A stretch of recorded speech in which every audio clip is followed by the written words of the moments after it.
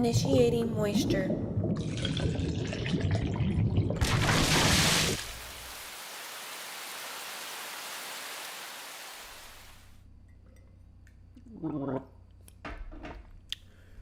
Just saw Pitch Perfect 3. Damn. So, I don't have a whole lot to say about this. This will be the shortest moist meter I've made so far. Yeah, that movie was just kind of fucking bad in every possible regard. It was mainly just a concert with some loose pieces of plot sprinkled here and there that made no sense and only served to loosely tie together each performance. The movie is 93 minutes, and I'd wager about 85 of those minutes is singing. And, you know, to some people that's a positive thing, but if you're going there for a movie, you're not gonna find it. This is basically just a live well, it's not a live concert, it's all voiced over, but it's a concert. You're basically going there for like one of those fucking Fathom events that no one goes to that are advertised before the movies at the theater. But I can see how some people, mainly teenage girls, would find this great and just leak out of their aka assholes over how amazing the covers are, and the covers are very well done, I'm definitely gonna give them that, but there's not a real movie here. Pitch Perfect 1 had a good blend of story and singing, and I enjoyed that movie. I thought it was a good movie. I don't think this is a good movie at all. And the story that they sprinkle throughout here is just downright insulting to the viewers. It's fucking dumb. It's like a plot line out of 24, and Fat Amy becomes Jack Bauer. It makes no sense at all, and it's just so fucking dumb. I don't know what they were thinking with that direction. She turns into like some super elite assassin, like the fucking Winter Soldier, except instead of code word, she had code food in the movie. Oh, you hurt my friends, you better watch out. Karma's a pitch, as she fucking hunts down all of the bad guys. Really stupid plot. The writing got a lot worse somehow. It wasn't even fun cheesy, it was just bad shitty. And a lot of scenes were just really painful to sit through and super forced, and it was just an unpleasant experience all around. Let's go ahead and pop this shit into the moist meter. I'm going to give it a 25%. The songs were good. I don't like that kind of music, but it is fun to watch it on the screen, and the choreography, it's enjoyable, and I like the first Pitch Perfect, and they had a little bit of that in here, but it's just not a good movie at all, really. It's not worth seeing. If you like covers of songs, just fucking watch the covers online somewhere. It's not worth going to the theater for. So yeah, that's it. See ya. Initiating moisture.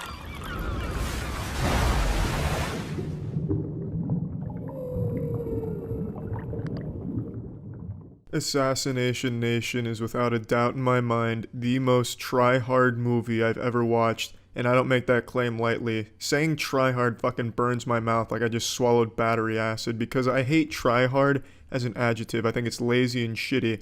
But I absolutely cannot think of a more apt description of this movie than Try Hard. It's just the most try-hard, preachy movie I've ever seen. It's like watching a bad Tumblr blog for an hour and 50 minutes. This movie tries so hard to be more impactful and powerful and deliver more important messages than it's capable of. It's just a movie that monologues every 15 minutes, and it beats you over the head with its political points, and it's just not a good movie. I don't know who the director is. I didn't look it up, but I'm willing to bet that the director is no older than 16 or 17. I just can't imagine an adult would make a movie this juvenile. I really like the concept. I think from a conceptual standpoint, it's a lot of fun, where an entire town embraces the fun of these people are mad at each other, now they're fucking killing each other. And it kind of turns into The Purge a little bit. Not that I'm a big Purge fan, but it's exactly like The Purge for a little while there. But they have this little stretch where it's fun. It's just guns firing, you know, fucking blood, gore, they're hunting down people for revenge, and that's fun. They made that fun for a little bit, but the other hour and 30 minutes of this movie where they're not having that fun and just embracing the silliness and the action of it, it's just trying to make all of these statements, and they give you the most cringe-inducing dialogue possible, and cringe is another adjective. There's only so far that can take you when the dialogue is, "You motherfuckers thought that you were so cool with your privacy, now look at you, and you call us the monster." It's just ass abrasion, because watching this movie is a pain in the fucking ass. Let's go ahead and plug this shit into the moist meter. I'm giving Assassination Nation a 25%. Like I said, conceptual level, I like it. There's a stretch there that I like. You know, whether or not you agree with the messages, I don't think it's going to matter, because the whole movie is kind of bogged down with a lot of bad dialogue, monologuing, and some really fucking goofy scenes, like Kill Bill type shit, except not good Kill Bill, like YouTube video type Kill Bill. It's you'll know what I mean if you see it. It's just kind of an embarrassing movie to watch, but there are things I did like about it. So, I mean, that's it. See ya. Initiating moisture protocol.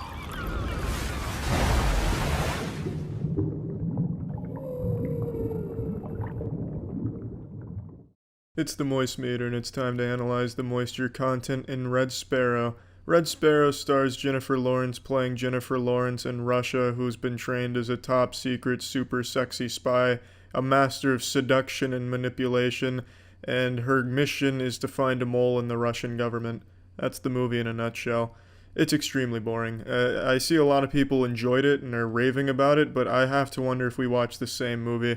The movie was so boring, in fact, one man that was in the theater fell asleep about an hour into it, and he was snoring throughout the rest of the film, and I would say that was probably some of the best parts of the movie, was listening to his different snores. Just overall, that's the way the movie is. It's just uninteresting, it's boring, it'll put you to sleep, it's dull, and it's really surprising considering this movie is full of sex and titties and penises and cigarettes. It's incredible how boring they made all of that. The only people I could see really enjoying this movie are people that want to see Jennifer Lawrence's titties, which are in here, spoiler alert. So for the 5 people out there that haven't already seen her tits from the fappening, rest in peace to all the raw cocks that were rubbed to oblivion, then yeah, you'll have a little bit of enjoyment from this movie, I suppose, if you're a J-Law fan. So let's just start from the top. The plot is convoluted, but not all that hard to follow. It seems very trivial, though, throughout most of the movie. It seems like, who gives a shit? This isn't really important. It doesn't have any weight, and a lot of the things that happen for no reason. The characters make some nonsensical decisions, but a lot of the shit that happens is like, well, why did that happen? What purpose did it serve? You know, for example, throughout their training, you know, I don't want to give a blowjob, but you've got to give a blowjob if you want to be a sparrow. Oh, yikes, this sucks. Well, and that's the last time we see that. We don't even see her give a blowjob. We don't even get the closure. Really, just the whole training thing was kind of just uncomfortable to watch, not in the way they were anticipating it to be, just kind of because it was weird to watch in a theater full of other people. It just made you kind of squirm in your seat like, God damn, we're all watching this shit together, huh? Yikes. But, you know, I guess that's just my opinion, because I see a lot of people talking about how great that was, but, I mean, it was well acted, that's for sure, but other than that, there's just not a whole lot of value there. It doesn't really add anything to the story. Another thing that happens in this movie, time fucking flies by. It's like they're in the hyperbolic time chamber. This shit just blazes in real world time here. You know, one scene in particular, the main American guy is talking to his superiors. Oh, you'll never get him to talk. He'll only talk to me. No, we'll get him to talk. One scene later, he's in the swimming pool. The next scene, he's back in the office. It's been 3 months and he's still not talking to us. We need you back on the force. I told you, boys. Fucking time is zipping by. This movie is about 2 hours, and I think those 2 hours cover about 40 years in this movie, judging by how fast the time moved. Now, I will say, though, Jennifer Lawrence does a great job in this movie. She really sells the character, and it's incredibly well acted, especially on her part. But the characters are weak. You know, for example, one of the other Sparrows, and these Sparrows are supposed to be like top-of-the-line manipulators, the best of the best. One of her main things is, well, she gives blowjobs and gets information. Yeah, I'm not even fucking trained, but I could do that if I needed information. You fucking kidding me? Why do they go through such intense training and, you know, the only thing they do is give people blowjobs in exchange for information? That's not all that impressive, really. That's a talent anyone could have. It's just the characters are lackluster, in my opinion, the way they're written. There's no really good characters in this movie except for Jennifer Lawrence's character, and that's only at the end. Until the end of the movie, I thought Jennifer Lawrence's character was just unimpressive, because all she does throughout the movie is pretty much what people tell her to do. She doesn't do anything spectacular, she doesn't do anything jaw-dropping, there's not a whole lot of action, she doesn't really fight or do anything, and she doesn't make any cool decisions. And then at the end of the movie, a whole bunch of little things she kind of hinted at throughout the film all come together, and it makes for a really great conclusion. I love the end of the movie. That's the only big positive I can give here, is a beautiful end to the movie. Another good thing I can say, though, is the score. The score is good, and that's it. And then it's back to just negatives. Some of the scenes of her being tortured for betrayal are goofy. There's a scene where she gets cold water poured on her, and then there is a 3-second heavy metal riff with a screaming and then some hard-hitting strumming on power chords. It's the goofiest shit, and the theater actually laughed out loud, except for the guy who was sleeping. He slept through it. But the people that were still awake, all 4 of us, we fucking laughed at that, because it was the goofiest shit. It was like something you'd see in a Naruto AMV, like an abrupt, loud, heavy metal thing when Sasuke and Naruto are fighting to indicate, damn, it's intense. It was so silly. So very silly. Horrible scene. But, yeah, I mean, just a boring movie. Really, honestly, that's what it boils down to. Just not a fun movie. Let's pop this shit into the moist meter. I'm gonna give this a 35%, and I'm giving it a 35% because the conclusion was really good. I was really impressed with the way they wrapped it up, but everything leading to it was so dull and forgettable. A lot of the things, like I said, happened for no reason and played no major role in the movie and didn't really serve a purpose. And yeah, I mean, it just kind of fucking sucked overall, to be honest. It really isn't worth watching unless you want to see some titties and penises, and Jennifer Lawrence's titties specifically, and you even get some mons pubis from Jennifer Lawrence. You get a clear view of her mons pubis. So if that's on your wish list for Christmas, you can get your Christmas gift a little early with this movie. And that's it. See ya. Initiating moisture.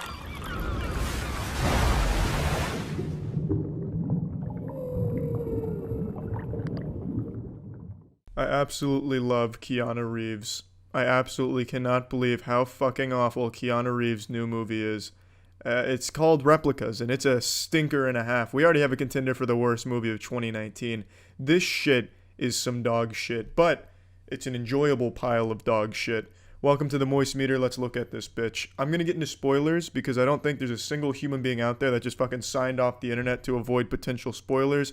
No one's really going into this wanting to be like shocked out of their asshole with some crazy developments or anything like that. So I would need to talk about spoilers to express how goofy and fun this movie is. The story revolves around a mad scientist played by Keanu Reeves. He's experimenting with transferring consciousness from dead people to robotics, giving them a second life. Unfortunately, his family dies in a car accident, and then he brings them back by taking their consciousness and transferring it into some clones that he grows in his garage. That's the premise, and then he ends up getting hunted by his company and shit. And it's absolutely wild. They throw around some really pseudoscience-y shit in the beginning. For instance, they have really low budget props. So he basically puts on some type of out-of-the-box Toys R Us toy on his head. He swipes his hand across it, and then he's doing all of these wild calculations. He holds a Rubik's Cube in the digital verse, the cyberspace. And he's like, Ed, synthesize me. And Ed's like, photosynthesis confirmed. Engaging ultra mode. Ultra mode confirmed?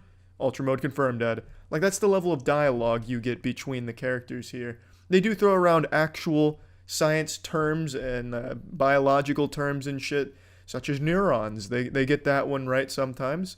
But overall, the dialogue is just so fucking wacky. I can't express how great it is. It is probably the worst dialogue I've heard in a movie. Honestly, it's up there.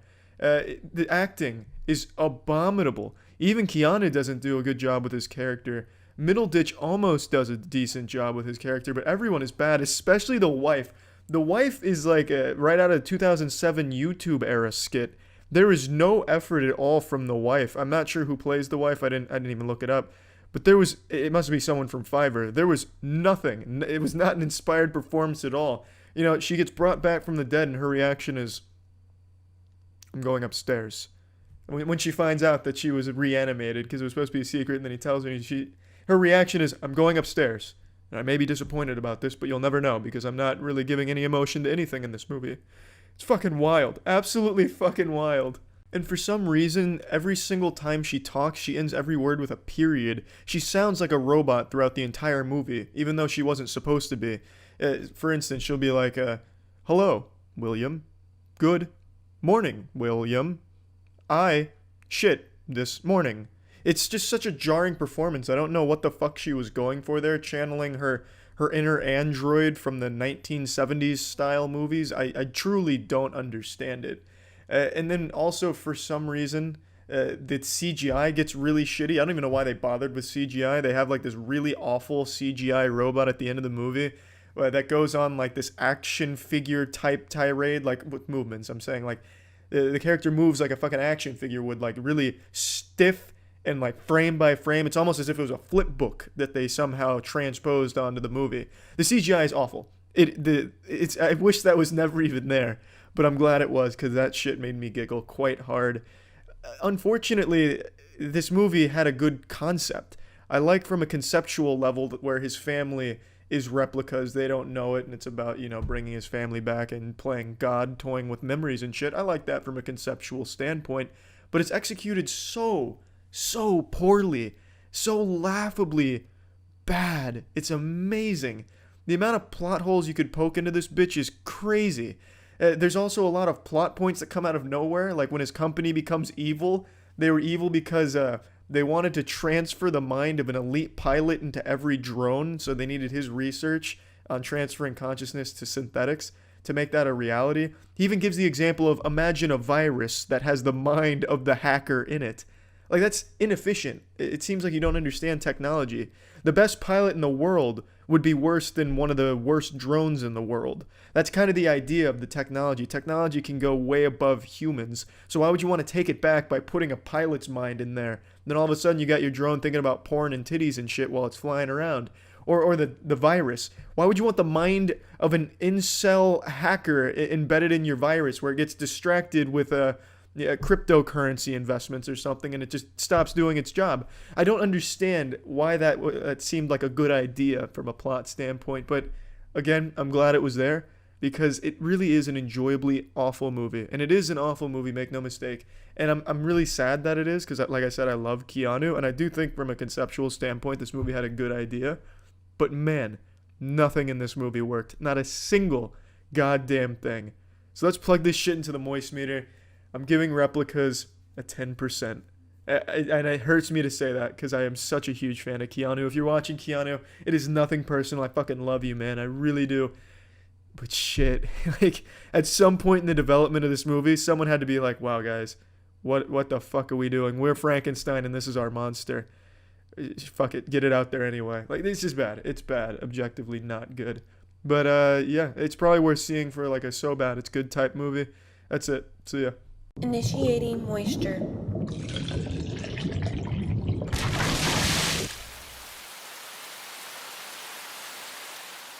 It's the moist meter where we analyze moisture content of a movie and put it on a scale. The more moist, the better. I just saw Birth of the Dragon. Don't mean to spoil it. There's no moisture here. It's fucking abysmal. Sucks astounding. I once saw a Star Wars parody kung fu Chinese movie. No idea what it was. I'll never find it again. I don't even think the actors remember making that movie, but I saw that shit and I won't forget it. But anyway, Bruce Lee was like a superhero to me. Nay, more than that. He was like a mythical creature, like the fucking Tooth Fairy. I'd leave notes under my pillow asking if he'd teach me Wing Chun. Bruce Lee meant a lot to me. So this movie, which advertises itself as kind of a biopic of Bruce Lee and telling of the legend where he fights Wong Jack Man, it's misleading, to say the least. The only truth in this movie is Bruce Lee did actually fight Wong Jack Man in private. That is a fact. But this movie is not a one made-up fucking character named Steve McKee. The most useless character in any movie I've ever seen in my entire life. Steve McKee is just a stalker in this movie.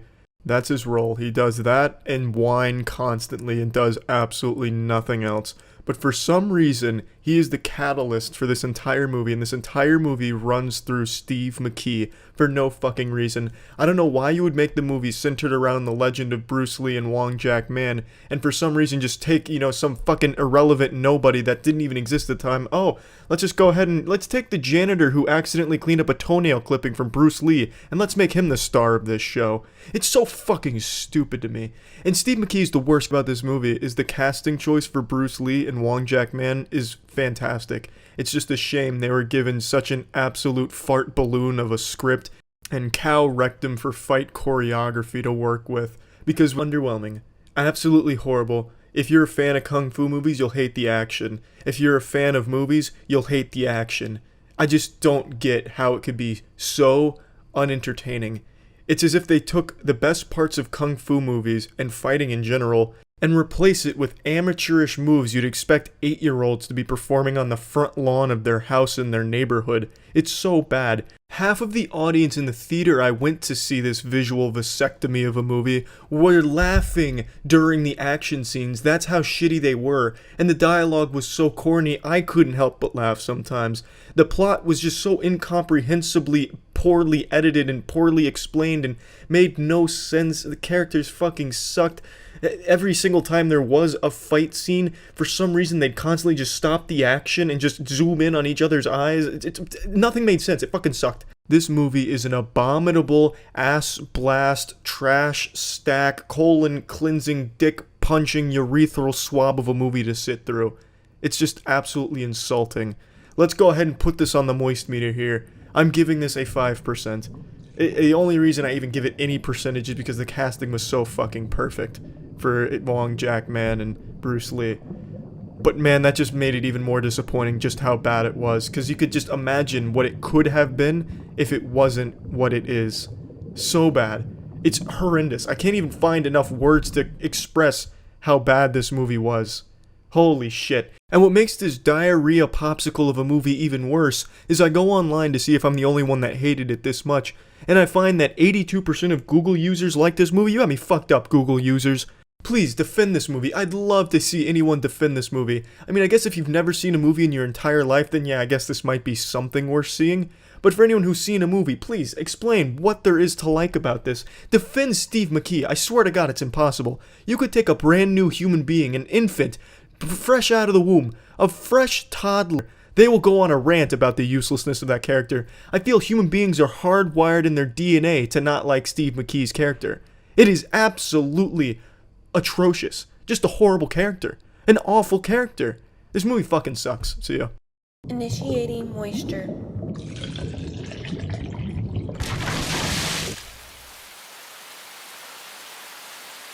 Splish splash, I'm sucking your ass. I'm just kidding, that's not me. That's the new Maze Runner movie called Maze Runner the Death Cure. Welcome to the Moist Meter. Let's go ahead and analyze the moisture content in the third installment of the underwhelming franchise called Maze Runner. So, let's dive right in. The biggest thing I didn't like about this movie is nothing makes sense. It's a jumbled mess of a plot that is almost insulting to the viewer's intelligence. This is a movie where you can't ask why. You can't ask why things happen. Why is a character doing this? Why is that happening? What was that decision for? Why is this going on? Well, the answer is because suck a fart out of my asshole. It happens because I wrote it and my 3-year-old loved it. Just because is why. That is your answer to everything. If you had any questions from the previous movies, they're not going to be answered here.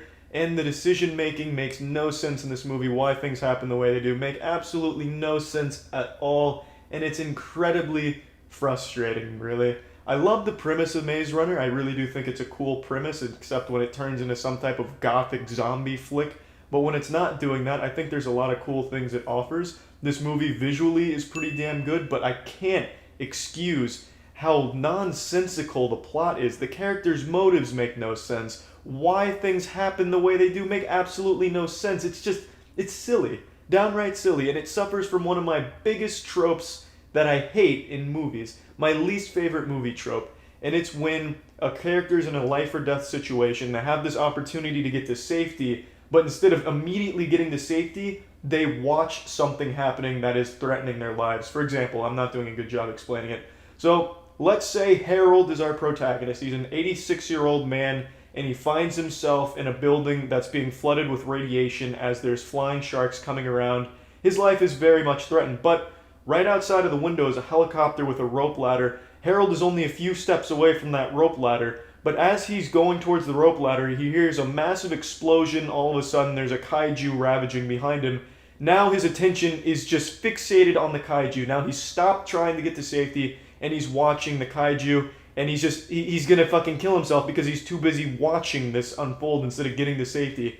This movie has that a ton of times. There's so many times in this movie where the characters sit around when they're in mortal danger and just watch the mortal danger instead of get to safety that is right there readily available for them. I hate that trope. It's the laziest storytelling, the laziest writing ever. It's so silly and it makes me so incredibly distraught and irate. So that's a big complaint of mine. Never do that trope. Never, ever, ever do shit like that. If you're an aspiring director out there, please never do that. I mean it. If you do that, I'm going to find you and I'm going to bite your fucking foreskin off or something. Just something fierce, because it makes me that angry. But now let's get to some things I did like. The fucking director here did wonders with his relatively speaking, low budget. He made this movie visually stunning. I think he did a great job. He built a nice universe and it looked great. He also knew how to handle important character deaths here. He made them very emotional scenes, and it was reflected in good acting from the actors, and also just a really cool send-off for the characters. I'm not trying to spoil anything, but, characters are going to die. It's the end of the trilogy here. You can expect something like that, and he handles it really well, where something like Hunger Games just throws away the most important characters. Oh, What happened to Prim? Yeah, I think a tank ran her over or something. Oh, that's a fucking shame. Let's keep moving on. Here, it clearly affects the characters, and it's really well handled, and I really like that. But overall, I don't think this is a good movie. I wouldn't call it a good movie. I wouldn't necessarily call it a bad movie either. It's an enjoyable movie if you can just excuse how nonsensical and jumbled everything is. But, that doesn't really make it worth seeing in my opinion. There's a lot better movies out there that do what this movie did better. But if you like the Maze Runner movies, I do think this movie's worth watching to finish the story, because it gives you closure. It's not the greatest closure. It's not really well executed or that satisfying, but it's good enough. Better than the Hunger Games, that's for fucking sure. I'm going to go ahead and go on record and say I think what killed the Hunger Games is my character in the movie not even being in the fucking movie. That pissed me the fuck off. If you're watching Hunger Games directors, Jennifer Lawrence, if my character was in that movie, you'd be looking at 98% on Rotten Tomatoes. At least. Maybe even some Academy Awards across the board too. Who knows? Just saying, could have been that. Could have had that if you had just kept my goddamn stupid fucking line in that movie. But anyway, enough of that. Moving on. Let's pop this shit into the moist meter. I'm giving this a 45%. I would consider it an almost average movie. There's just so much wrong with it. So many lazy choices. But I think working with the source material, I haven't read the books, but I've read enough about them to know that the third book was just a mess that nobody liked, almost unanimously hated.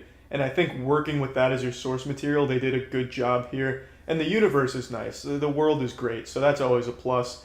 It's an enjoyable movie, but I wouldn't consider it a good one. I'd consider it just barely below average, thus the 45%. Worth seeing if you've seen the previous two Maze Runners. Don't go in there with high hopes, and you might have a good time. That's it. See ya. Initiating moisture.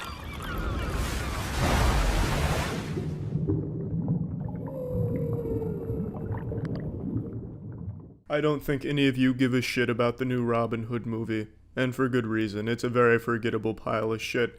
But, here at the Moist Meter, we take all the garbage and we put it in the Moist Meter. So that's what we're doing today. We're looking at Robin Hood because I saw it and now I'm going to tell you about it. It's not good. I mean, yes, it's super not good.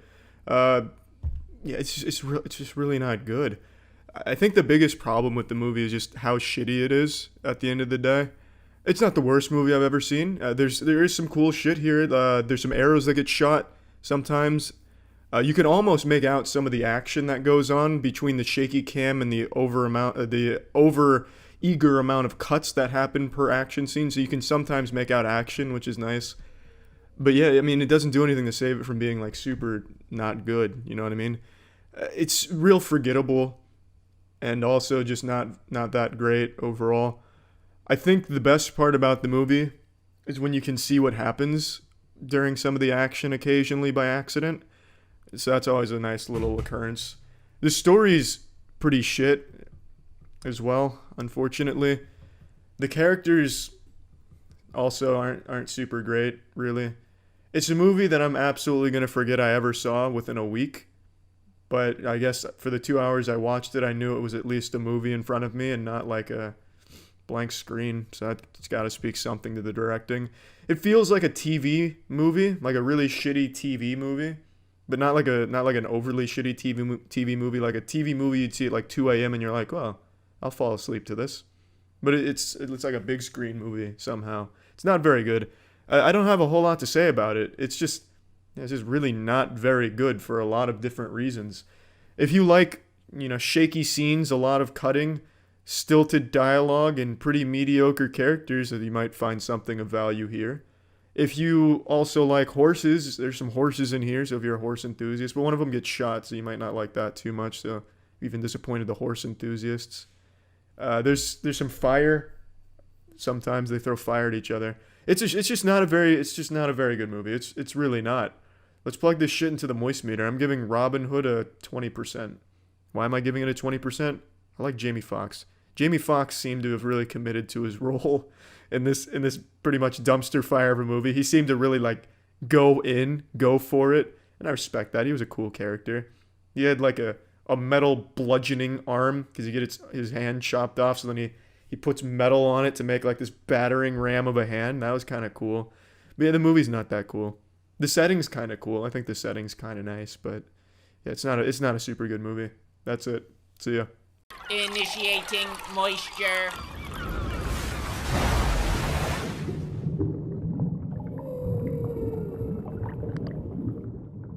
Welcome to the magical world of moisture. Today we're looking at the new Fantastic Beasts movie. I'm a huge fan of the Wizarding World. I enjoyed the Harry Potter series, and I really enjoyed the first Fantastic Beasts movie. I thought it was superb.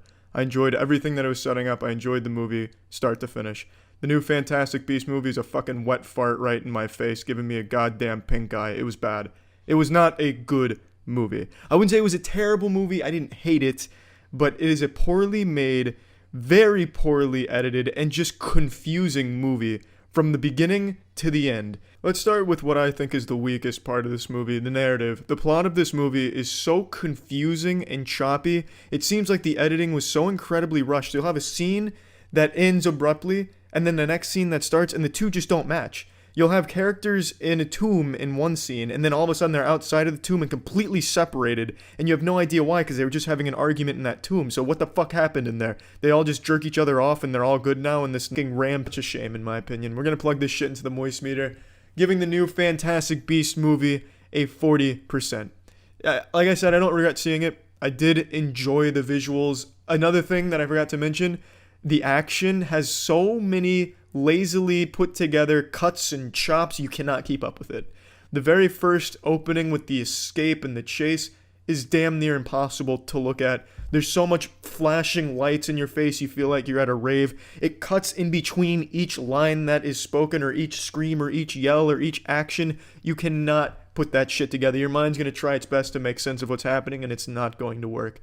The movie is just really bad when it comes to showing you action or anything really moving, because it cuts so many times.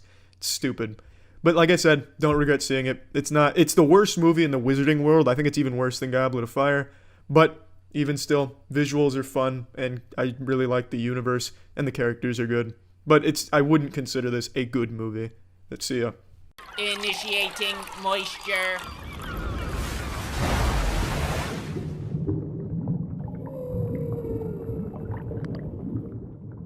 Put that dick away. No, I'm just kidding. Take that dick back out. It's the Moist Meter. Today we're looking at Escape Room, a movie that delivers exactly what you'd expect based upon the trailers. It delivers goofy B-movie mediocrity. Characters are on the floor, which is also the ceiling. So it's this distorted room, and the camera work plays with your perception of it, and it's really well done. That entire scene I thought was great, including the puzzle. But none of the other ones are that good, except for perhaps the room where there's a psychedelic scene where the whole room and camera work and characters start melting, and it really does make you feel disoriented. I also thought that was pretty well done. The movie, I want to say, is not bad. It's not like a fucking train wreck or a diarrhea explosion on the screen. It really is not bad. The ending is horrendous. I'm going to just throw away the ending when I say the movie's not bad, because it's truly just a huge disappointment and completely useless. But everything before that really isn't horrible. Now, I do think all the characters were shit. I think they're all super cliche. But it is still fun to watch them participate in the escape room and work well together to solve the puzzles. Even though a lot of shit happens that makes no sense, if you just excuse all of that, you can have a lot of fun. I'm plugging this shit into the Moist Meter. I'm giving Escape Room a 45%. It's almost a completely average movie at that nice 50% mark. But man, that ending knocks it off of that. It could have been a 50%. You almost had it. But holy shit, whoever wrote that ending really fucked you on that one. Your report card's not looking good from the Moist Meter there because of that. It is probably worth watching drunk or with friends or something like that, or if you like escape rooms, perhaps. But it's not an amazing movie. It's The Cube, but for teenagers who don't like gore or to think real hard. And that's about it. See ya. Initiating moisture.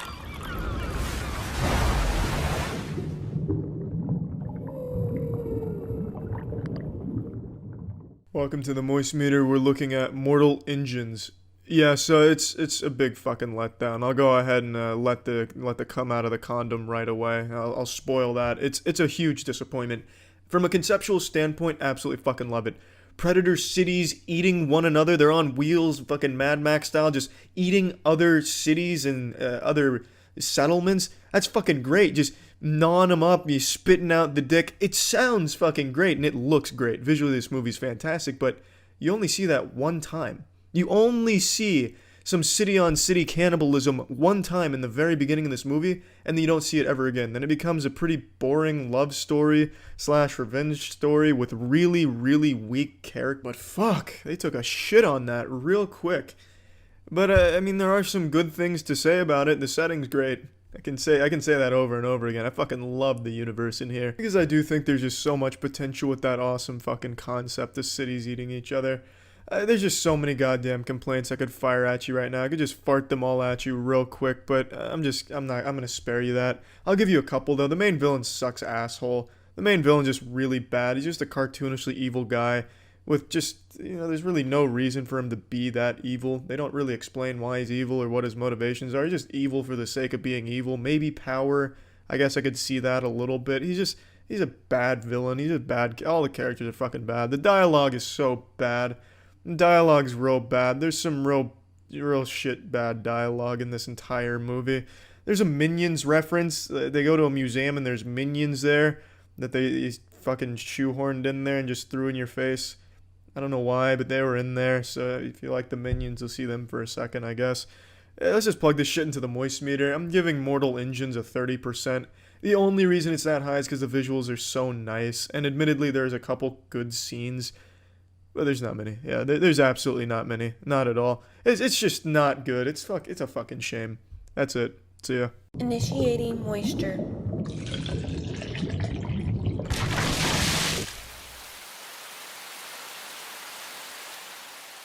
Moist meter. Jigsaw. Those are two different words with two very different meanings. But today they'll collide in the Thunderdome when I analyze the moisture content of the new Jigsaw movie. This is the first new Saw movie in 7 years after the series started to fall apart and become this fermenting shit stain on the movie industry. Used to have yearly releases of Saw, kind of like Call of Duty, with about the same amount of quality, and they decided to take a 7-year hiatus. But have they learned anything with this new entry? Not really. It's pretty underwhelming. So the biggest problem is it's full of plot holes. There's plot holes out the asshole in this movie. Also, you just have to accept that Jigsaw is omniscient. He knows everything. He's like Santa Claus. He's made a list. He checks it twice. He knows who's naughty or nice. He knows everything you've done. He knows every time you've jerked off. He knows where you've hid your cum. He knows it all, and he'll use it against you. It's kind of reaching with how much knowledge he has. It's pretty unrealistic. But I guess the series doesn't really go for something super realistic, which is excusable. Another major complaint I have about this movie is it's the same one I had about the new Death Note movie. Everyone is like a balloon of meat that's just one small inconvenience away from popping in a gory explosion. If somebody accidentally gets a toothpick in their hand, their whole hand's coming right the fuck off. It's just laughable at points, especially at one scene in the movie where two cars collide and the second there's an impact, they both explode in an extravagant explosion like someone dropped a fucking nuke on them. It's just laughable. I'd already mentioned the plot holes, and I need to re-mention that because there's a lot of fucking plot holes here. And the story, it's pretty decent, actually. I think the story itself is pretty interesting, and the twists at the end are not bad. Some of them you can kind of see coming, but it leaves so many questions that you're just not going to get an answer to and just have to accept they forgot about it. And that's your answer. They just forgot, and they don't have an answer for you. The games are also pretty underwhelming. There's nothing too unique about the games. They've also toned down the gore a lot, for better or for worse, but the games are the biggest problem with it. It's just not very interesting. The games kind of fucking suck, in my opinion. There's also some bad CG that's thrown in there that'll immediately take you right out of it. And really, while I do think the plot is decent, it's nothing the Saw movies haven't done before. It's kind of a combined plot from two different Saw movies. I don't want to say which two because then you'll immediately guess what's going on in this movie, but it's nothing new. It's just done decently, but with a ton of fucking plot holes. I can't make that point enough. There is a lot of plot holes in this movie. Is it worth seeing? I don't know. If you're a fan of the Saw movies, you probably won't like this. If you don't like the Saw movies, but you like horror movies, and it's not really much of a horror movie, you might like this. I mean, there's really not a whole lot else to say, so I want to play a game where we analyze the moisture content of this movie by popping it in the state-of-the-art moist meter. It's a 30%.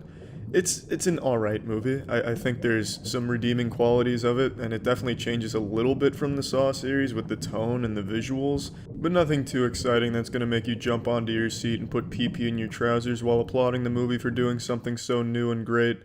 It's an alright movie. It's a Saw movie. You get kind of what you expect, but a lot less of it. That's about it. See ya. Initiating moisture protocol.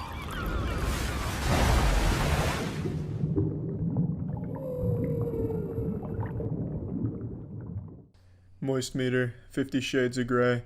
Two things synonymous with sodden panties. 50 Shades just had a new movie come out, 50 Shades Freed. I just saw it. It was exactly as you'd expect. To date, the only bad movie that I haven't been able to finish to completion because it's so bad is 50 Shades of Grey. That movie was insufferably bad. I didn't see the second one, but I really wanted to muscle through it and see this one. I felt like I had to at least finish one 50 Shades movie, and I did. I saw this in theaters. Which brings me to the first topic I'd like to discuss. Why does anyone want to see these movies in theaters? It's a very uncomfortable experience. I'm sitting shoulder to shoulder with a 40-plus-year-old man and his wife watching softcore porn on a big screen. Very reminiscent of the days in middle school where we'd all gather our friends together and throw on an R-rated movie that had a scene with titties in it. You're just looking around like, oh, wow, we're all watching tits together. It's just unpleasant. It's just very uncomfortable. And make no mistake, the whole audience was 40-plus-year-olds. 100%. It's shitty softcore porn with a shittier storyline than real porn. I'll break it down for you. So this movie's storyline consists of Anastasia Steele marrying Christian Grey. That come out of a character's mouth. I just wanted to leave. And I did. I didn't finish the movie, like I said. Here. It's insulting, really. In fact, even making a moist meter on this movie is an insult to Moist Meter, the series. But I felt obligated to do so since I did force myself to go see this because I muscled my way through it because I felt like I had to, because it was a fucking mission of mine, really. That was my New Year's resolution, to finish a 50 Shades movie, and I'm proud to say I've done it. I did. I am now 50 Shades freed from the bad fucking trilogy here. But I don't really know what else to say. There's just nothing redeeming about this. If you're going there for the sex, there's not a whole lot of it, and it's not good at all. At all. No one under the age of 40 will get anything from this movie. If you've been on the internet, you can find real porn. You can find actual porn. You don't have to go sit through this insufferably bad storyline, bad dialogue, horrible music, everything set to the tune of this weird, awful pop music. You don't have to suffer through that. You can just watch the action from the comfort of your own home. You don't even have to be shoulder to shoulder with a stranger. It just starts dripping sweat during all of the action scenes with sex and knowing for a fact that he's sprouting a big stiffy. It's, you can just be in your own privacy watching porn. It's a lot more enjoyable than watching this pile of shit. So let's just plug this into the moist meter. Like I said, there's nothing redeeming about this, so I'm giving this a 10%. There's nothing here. Absolutely nothing of value in this movie. I will say, I guess the acting to some extent is good. I guess as good as softcore porn acting can get. It's just bad all around in all possible areas, as a surprise to no one. I don't think anyone out there is just recoiled in their chair like, holy shit, only a 10% for 50 Shades Free? I think it's expected. It's a bad movie, it's a bad trilogy, but it's finally fucking done, which is great. So yeah, that's it. See ya. Initiating moisture.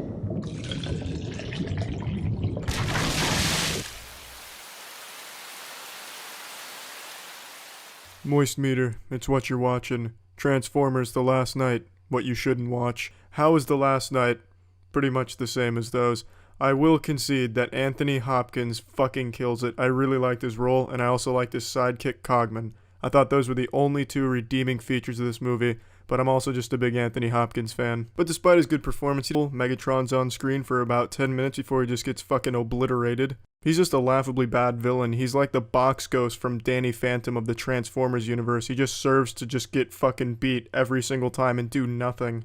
The final battle with the main antagonist is extremely underwhelming and unsatisfying. The entire fight is over in about 1 minute with one single torpedo blast. It's like a fucking Nerf dart just hit her and she explodes. This is everything about this movie was underwhelming and not good. Soundtrack, mediocre at best. It's not great. It's not horrible. Sound effects, horrible. It just sounds like someone listening to dubstep and smacking two wrenches together every time there's a fight. I've already talked about how awful the storyline is, and I was only just getting started, but there's no reason to make this a 15-minute moist meter just criticizing how bad the story was. Action, lackluster, never cool, never satisfying, hard to make out what's going on in a lot of the action scenes, except you know for a fact every single fucking shot misses because it lands behind them and they do like a Power Rangers gymnastics move trying to sell it with little sparks flying out. Let's just go ahead and plug this into the moist meter now. I'm giving this a 25%. The only reason it's that high is because Anthony Hopkins and Cogman were cool characters and I enjoyed them on the screen. Also, Mark Wahlberg's character I think is a cool character. And that's about it. Those are the only two redeeming qualities about this movie that I saw. Everything else about this movie is a bottle of butthole. It's really not worth seeing. Even if you're a huge fan of Transformers, I don't think you'll enjoy it. I don't really know who the movie is aimed at either, because it's not exactly suitable for little kids, because a lot of parents are very uneasy when it comes to bad language, and there's a lot of shits, bitches, and asses thrown around in here. And there's a lot of other, like, mature elements to it, I guess, but it's also very childish. There's dinosaurs, and then there's some knights that transform into a fucking dragon. So I truly don't think they know what target demographic they're going for. But regardless, it's a jumbled fucking mess of a movie that's not very fun to watch and just kind of a waste of time. That's it. See ya. Initiating moisture.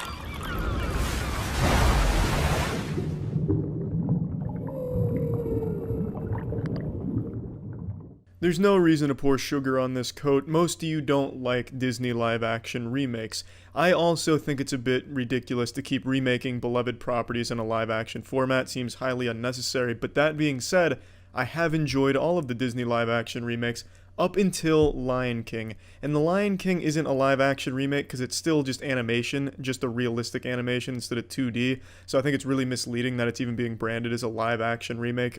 But I could totally see why kids would think it was realistic because visually, it's fucking stunning, and it does look genuinely real. But I want to say why I like the previous ones and not this one. Let's take, for example, Aladdin, the most recent one before this. I liked Aladdin. Don't get me wrong, it didn't even come close to the original, didn't hold a candle or a condom or anything to the original. It wasn't even the same ballpark. But as its own standalone piece, Aladdin was a really competent and a movie that clearly had its own creative vision on the story, and I appreciated that and enjoyed it. It was a different telling of the same story with a different creative process and vision that came across, and I appreciated it. I thought it was a good movie. And with The Lion King, I don't get that feeling at all. This seems completely passionless. The personality of the original is completely ripped out of this one. Just the bare bones of what Lion King was.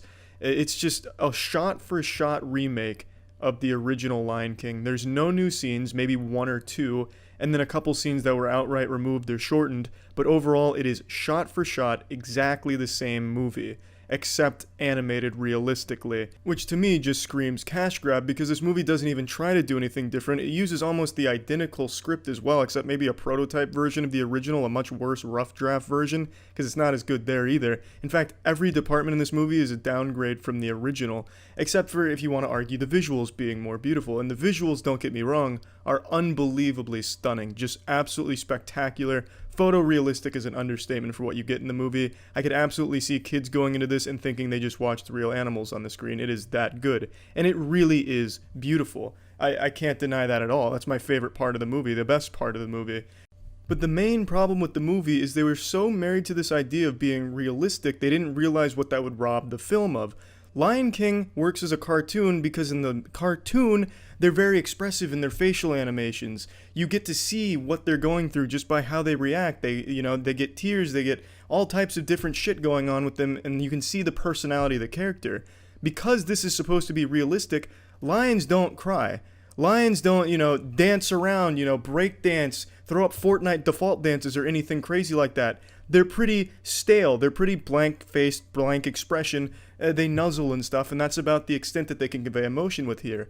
That leads this movie to have no emotion from the characters, so in an important scene like Mufasa dying, the most you get from Simba is that's about it. There's not a whole lot of emotion you get to see there, because it's supposed to be a realistic animal, and an animal can't, go YouTuber thumbnail like, crazy or anything like that. So you get a really underwhelming moment where it's supposed to be very emotional. And that's the biggest enemy here, is because they wanted this realistic art style, it really robbed the entire movie of emotion. They tried their best. There's obvious attempts to make the characters more animated, but they wanted to live in this world of reality that it just doesn't really work very well. So you get like songs that kind of just have no impact because it looks very underwhelming. The characters just seem very out of place. There's also the song with Can You Feel the Love Tonight that takes place during the day. So it seems even disjointed in that area where the songs don't even match the visuals you're seeing. It's just an odd decision to take a movie that's built on animals being animated, being very clearly displaying emotion and personality, to come to this and have none of that there. The most important part of Lion King. It's just a huge letdown.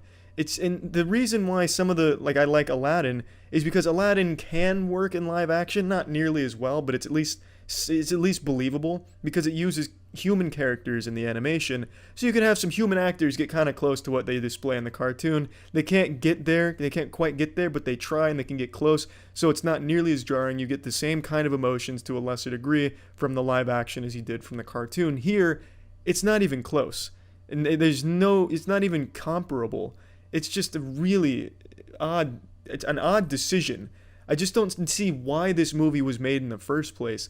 The only thing I can think of is a cash grab because kids by now probably don't know what The Lion King is, but they know what Disney is because Disney owns fucking everything shy of the air we breathe. So they want to see the next Disney movie. Why not tell them the most important story Disney's ever told with Lion King? They might not want to go watch a cartoon from the 90s. They might want to watch a realistic one. So that's why this was made, and I guess it serves that purpose because it genuinely is, shot for shot, the original. But if you've seen the original, there is no reason why you would ever choose this over the original at all. Everything in the cartoon version is significantly better than this one, and this just seems like such a waste of resources. It's incredible what they've done on a technical level with the visuals, and even the voice cast I thought was extremely good. At times, I thought a couple of the performances were a little phoned in here and there, but overall, that department was super solid as well. It's just so useless as a product, because it doesn't do anything. If this was a video game, this wouldn't really even be considered a remaster of the original. This would just be like a version 1.2 with a slightly improved graphics. Like, there's no quality of life changes or anything. There's just no changes except maybe removing a few scenes and shortening songs. They also pretty much cut Rafiki out of the movie. Rafiki's in the movie for maybe like 5 scenes in total. He's extremely underused in this movie. They cut out the most important parts of his character, which is, I don't know why they would since it's shot for shot, but they did. Plugging this shit into the moist meter, I'm giving Lion King a 50%. It does what I think they wanted it to do. It tells the Lion King story. It tells it in the exact same way, but a different coat of paint on it, which I guess is what they wanted. I think that's really scummy, but I can't deny how good the movie looks. It sounds great. Voice cast is great. I know people are going to like the movie, but it is extremely soulless and lacks the most basic elements of what made Lion King so great in the first place. That's about it. See ya. Initiating moisture.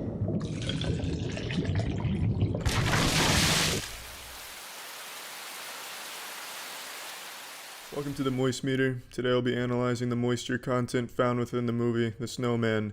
There's not a lot of moisture content found within the movie, The Snowman. This movie is abominable. It's a fucking abominable snowman. I'm gonna go ahead and get my favorite part of this movie out of the way right now. It's the main character's name, Fassbender's character's name. It's Harry Hole. It's a fucking fantastic name for a character. That was also my nickname throughout high school since I was known for my hairy chocolate starfish. Now in this movie, Harry Hole's got a very difficult case to crack, and almost as difficult as his case is watching this movie. This movie is a convoluted mess, an absolute dumpster fire of editing. It's truly horrible. Nothing flows together well at all. 1 second, Harry Hole's investigating something that's pretty straightforward and makes sense, and then the next scene is a lady falling around the mayor of Oslo who's taking pictures of some titties. There was no lead up to it, no explanation for it, and when it happens, it's never talked about again. It's like this movie was filmed over top of someone's home movie, and they forgot to edit that part out. There was just no reason for it. It served no purpose. And that's just kind of how this movie works. It goes from one scene to the next, and there's really no relation between the two scenes for the most part. From after taking pictures of the titties, I don't remember what scene came next, but I'm sure it was something equally as out of place. Probably just playing fucking finger puppets for an elementary school somewhere in Oslo. The movie just had horrible editing. It made it just unpleasant to watch. The story itself could have been interesting. It had an interesting premise, and I really liked the setting, and the visuals were pretty good as well. But that's all I have good to say about this. Everything else was awful. They had so many little subplots that didn't play a role. They had a really great cast of actors and actresses, but they didn't utilize them. They just didn't do anything with them. It was just really horribly done. Val Kilmer's in this movie, and he's redubbed. And the redub is so bad. It's such an out-of-place redubbing. It sounds like some type of anime fanfic that's commentated on YouTube by a group of teens. It's some of the worst I've seen. And the sound editing is also really bad. Some things that are supposed to be loud or supposed to have a certain sound like some type of 8-bit video game sound effect. It's horrible. It's some of the worst sound editing and dubbing I've ever heard in a professional production. It's really, really bad. But the worst thing about it is just how messy it is, because there's really no relation from one scene to the next, and it doesn't do a good job of explaining the thought process behind the investigation here. They just kind of make these wild assumptions and then just get somewhere, get closer to it. You even forget some of the characters' names throughout the movie, because they say the characters' names as if you're supposed to already be familiar with them, like you're supposed to have already read this book this movie's about, and they only say the character's name once, and then they become an important character but never say the name again, so you don't even know who the fuck that is. You have to refer to that character as Bald Man, or some other embarrassingly simple caveman type name, Beard Man in chair number 3, because they didn't give him a fucking name more than once. It's just a really badly made movie. The book I hear is super great. I never read the book, but I hear the book is better than the movie, which you hear every single time there's a movie made about a book. But it'd be hard for this book to be worse than this movie. It's really, really bad.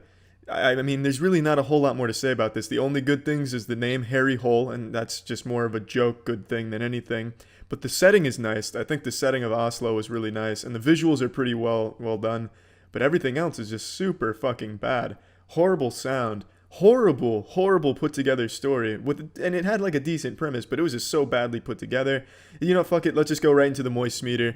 This is a 20%. There's really not a whole lot more that needs to be said about it. The movie is just a mess, and you can tell that it was really rushed. And based on what I've read, there was a lot of scenes they didn't shoot, so they had a lot of inconsistencies, and they had to change shit around and completely fuck things up in editing, and it shows in this movie. There's just a lot of wasted potential with this, and it's not really worth seeing as a so bad it's good movie either. And that's it. See ya. This episode of Moist Meter was brought to you by Hunter Killer. Initiating moisture.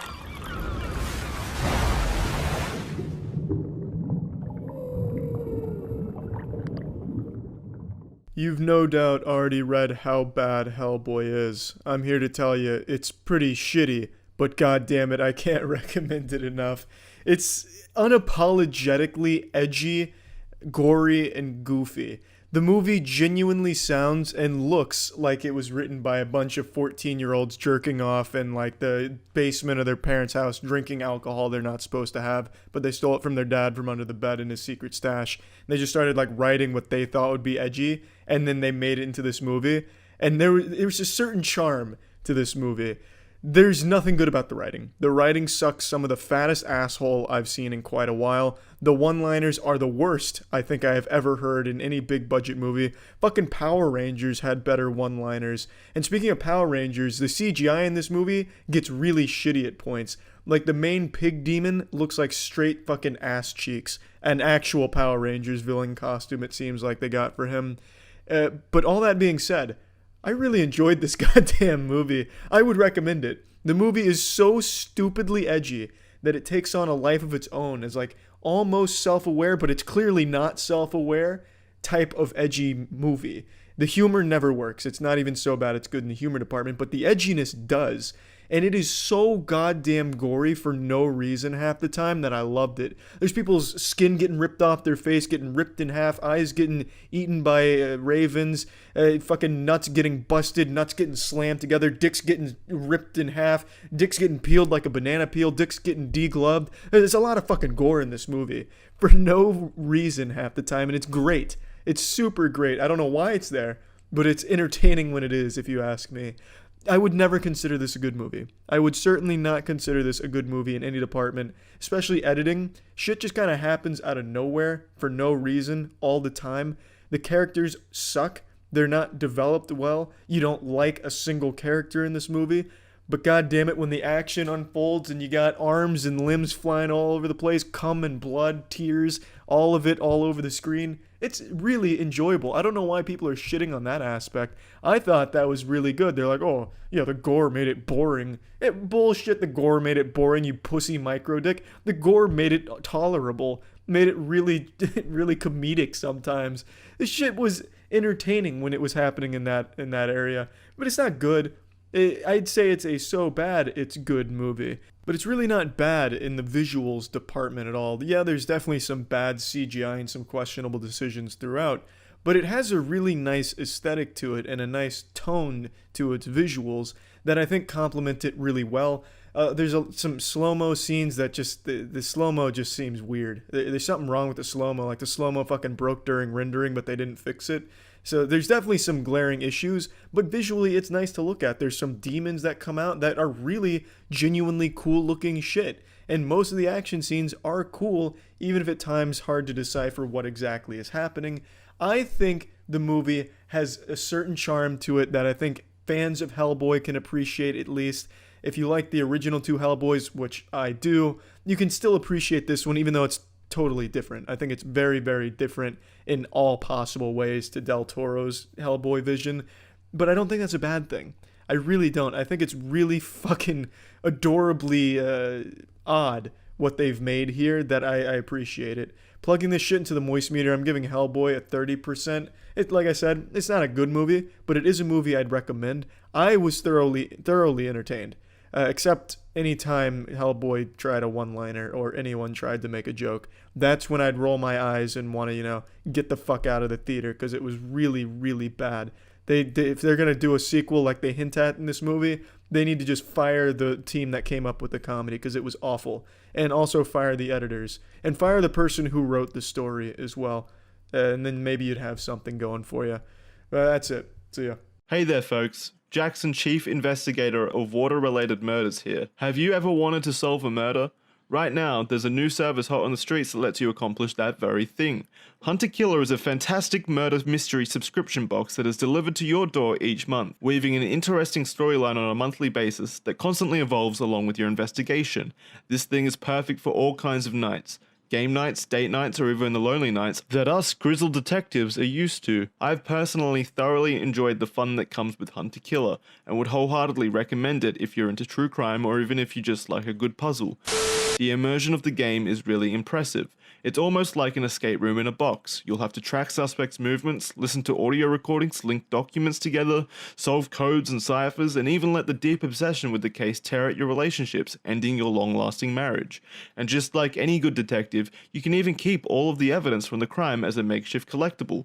This is also an exclusive club with only 200 lucky detectives being allowed access each day, but luckily for our listeners, Hunter Killer is letting every listener get in on the action. Plus, you can get 20% off your first box. If you're as good as a detective as I think you are, you'll be able to trace the deal back to hunterkiller.com/moist and use code MOIST at checkout. Once again, that's hunterkiller.com/moist to get this awesome monthly subscription box that is genuinely a lot of fun. You've all heard of cold cases before, but this isn't a cold case. This is a moist case. Initiating moisture.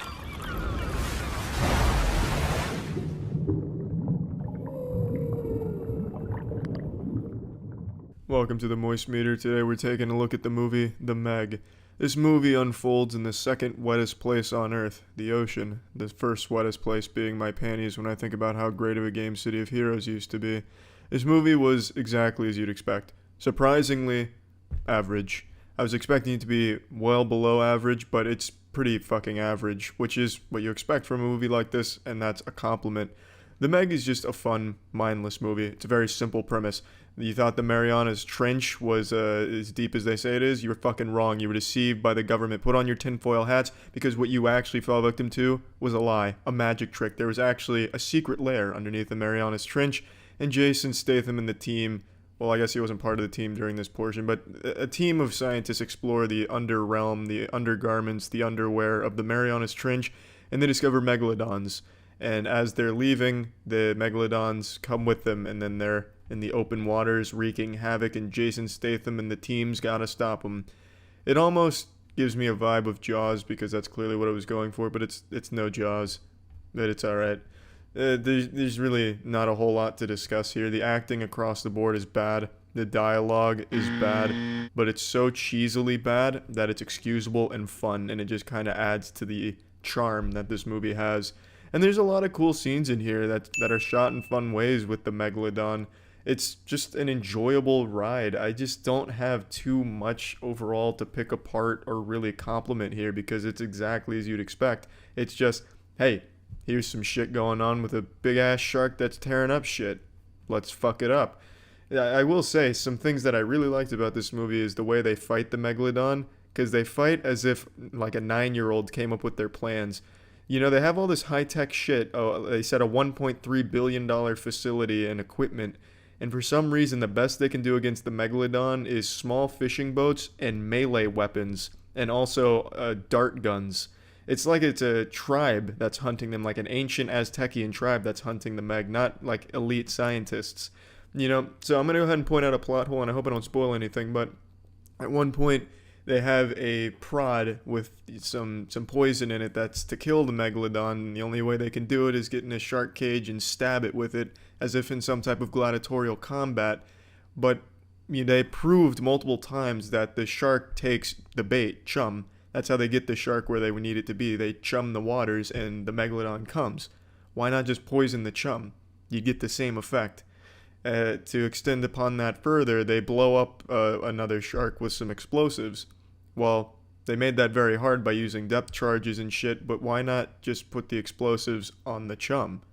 You know, it's very simple solutions that really would have ended this movie almost from the get-go, but you can't do that. So instead what you get is you get an action-packed adventure where people are getting mauled by the shark, and then Jason Statham's fucking kung-fuing the Megalodon underwater and swimming away from it and doing all types of maneuvers, and it's fun. Let's just go ahead and plug this shit into the moist meter. I'm giving the Meg a 45%. It's exactly what you'd expect and want from a movie like this, and that's a good thing. It's a movie I don't regret seeing, but damn, you gotta just take things at face value here and not think too hard on the strategies. But it's fun. Jason Statham's he's such a fucking man. Like a masculine super specimen of a man. And he's just fun to watch on screen, especially when he's wrestling a fucking Megalodon. That's it. See ya. Initiating moisture.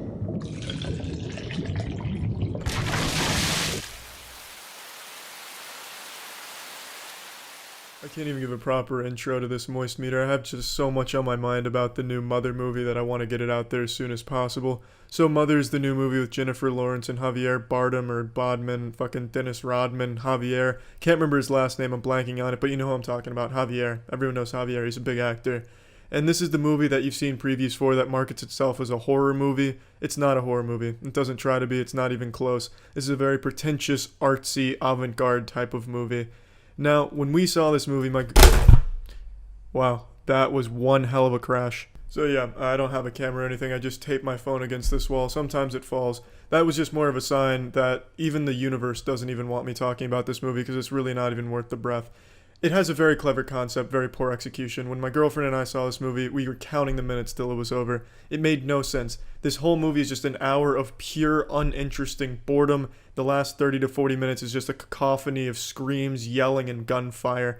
Nothing makes sense. It's a confusing rabbit rectum of a movie. It's just so unfun to watch. It's not till the very end that you can kind of understand what this movie was really about and what it was going for, and I'll get to that in a second. But when we saw this movie, 6 people left. One of them even shouted that this movie was awful and he regrets wasting his money on it. Like, what more do I have to say about it? That's how everyone in the theater felt. That's how we felt too. And then at the very, very end, you get this clue as to what this whole movie was really about. And if you really think about it in a very abstract way, you can connect the dots. But for the most part, watching this movie is like looking through a fucking kaleidoscope during a tornado after popping 12 tabs of acid. It makes about as much sense as 2 Big Macs in a washing machine. Why are there 2 Big Macs in your washing machine? What, are you using them some type of fucking detergent? No, it doesn't make sense. And that's what this movie is like. Now, I'm going to do something I haven't done on the Moist Meter before. I'm going to say what this movie is about because everyone's raving about this movie, at least all the film buffs that love to smell their own farts. And when I get to the moisture percentage, what I thought of this movie, I don't want them to have that excuse of, he just didn't get it. This Cro-Magnon couldn't understand this beautiful piece of art. No, I get what this movie was trying to do. It just doesn't do a good job. It's not entertaining to watch. The messages aren't clearly conveyed, and I'm not saying they have to be, but there's just no real connections to be making here unless you really, really, really stop and think about this in a very abstract way. Now, it's not fun to watch at all, is my biggest complaint about what they're trying to do here. It's just not entertaining. In essence, this movie boils down to God, the Earth, and humanity. Javier plays God, Jennifer Lawrence plays the Earth, the house represents the Earth, so Jennifer Lawrence is more like the mother of the Earth, and then everyone else in this movie is us, humans. And in essence, what happens in this movie starts with one stranger, Adam, eventually his wife comes, representing Eve, then eventually some more strangers start coming in, two brothers, one brother kills the other, representing Cain and Abel. From there, it just snowballs into just pure pandemonium and just downright awful stuff. At the end, there's just war, cults, just overpopulation, eventually leading to Mother Earth killing off the planet. And then God's Javier starting anew. The mother blows up the house, thus getting rid of the Earth, and Javier just starts again. That's kind of just the whole message of this movie. Humans are killing Earth. It's just telling the story of the Bible, and it's filled to the brim with symbolism. It just beats you to death with symbolism, and it's just not entertaining. It's not fun. And you're not going to pick up on this shit either unless you watch the whole movie and then think back on it in just very odd ways. I had to look up some shit too. I can admit that. I'm not embarrassed to say I had to look up a few things to make sure that I'm on the right track. And it shouldn't be that difficult to figure out what you were watching. And even still, once you figure it out, it doesn't make it entertaining. That didn't make the movie any better to me. It at least put it into some logical sense and things kind of added up. But that doesn't make it fun. It doesn't make it worth seeing. I love the concept. I love what they wanted to do here. But they just did it so poorly. So bad. Watching this movie was just a chore. It was painful, really. Another thing that made this movie incredibly painful to sit through was the camera work. Every scene had a close-up of Jennifer Lawrence's face just following it around. Anytime there was any type of muscular spasm, if she had an itch on her face, you bet your bottom dollar, you bet your sweet asshole that we are zooming in on that little muscle spasm. We're looking at that itch under a microscope here with the camera. It is just nauseating how many close-ups of Jennifer Lawrence's face we have throughout this movie. That's at least half of the footage, at least. There's really nothing else I want to talk about here. There's no reason to, because this just boils down to the movie not being a fun movie to watch. Even if you figure out what's going on and what it's saying from the get-go, if you can somehow Sherlock Holmes super sleuth your way into really comprehending what this movie is telling you, if you have one of those epiphany moments in every CSI or detective show on TV where you pick up on some minuscule detail out of nowhere, oh, staircases, heaven, God, wait a minute, and you can figure this out right away, that doesn't make the movie any better. You can understand this movie from the fucking first second, and this movie is still just not fun to watch. It's boring. It's a very boring and uninteresting movie, but it has a great concept, and I respect that, but it's so poorly used and utilized. So let's go ahead and see how much moisture was in this motherfucker of a movie. This is a 30% to me, and it's a 30% because I absolutely love what they wanted to do here, what the creative vision here was. I love it. I love what they wanted to do. The idea is great, but it is just not entertaining at all. Just so poorly done. And it's a shame. It really is, because it's a really clever idea. It's a really smart movie with its ideas, but it just couldn't make it a fun movie to watch. And that's just unfortunate. But it's not worth seeing. I don't think it's worth seeing under any circumstances, even knowing what it's about going into it. There's just nothing of value here. Nothing fun about it. Just a waste of time, really. But yeah, I mean, that's it. So yeah. Initiating moisture.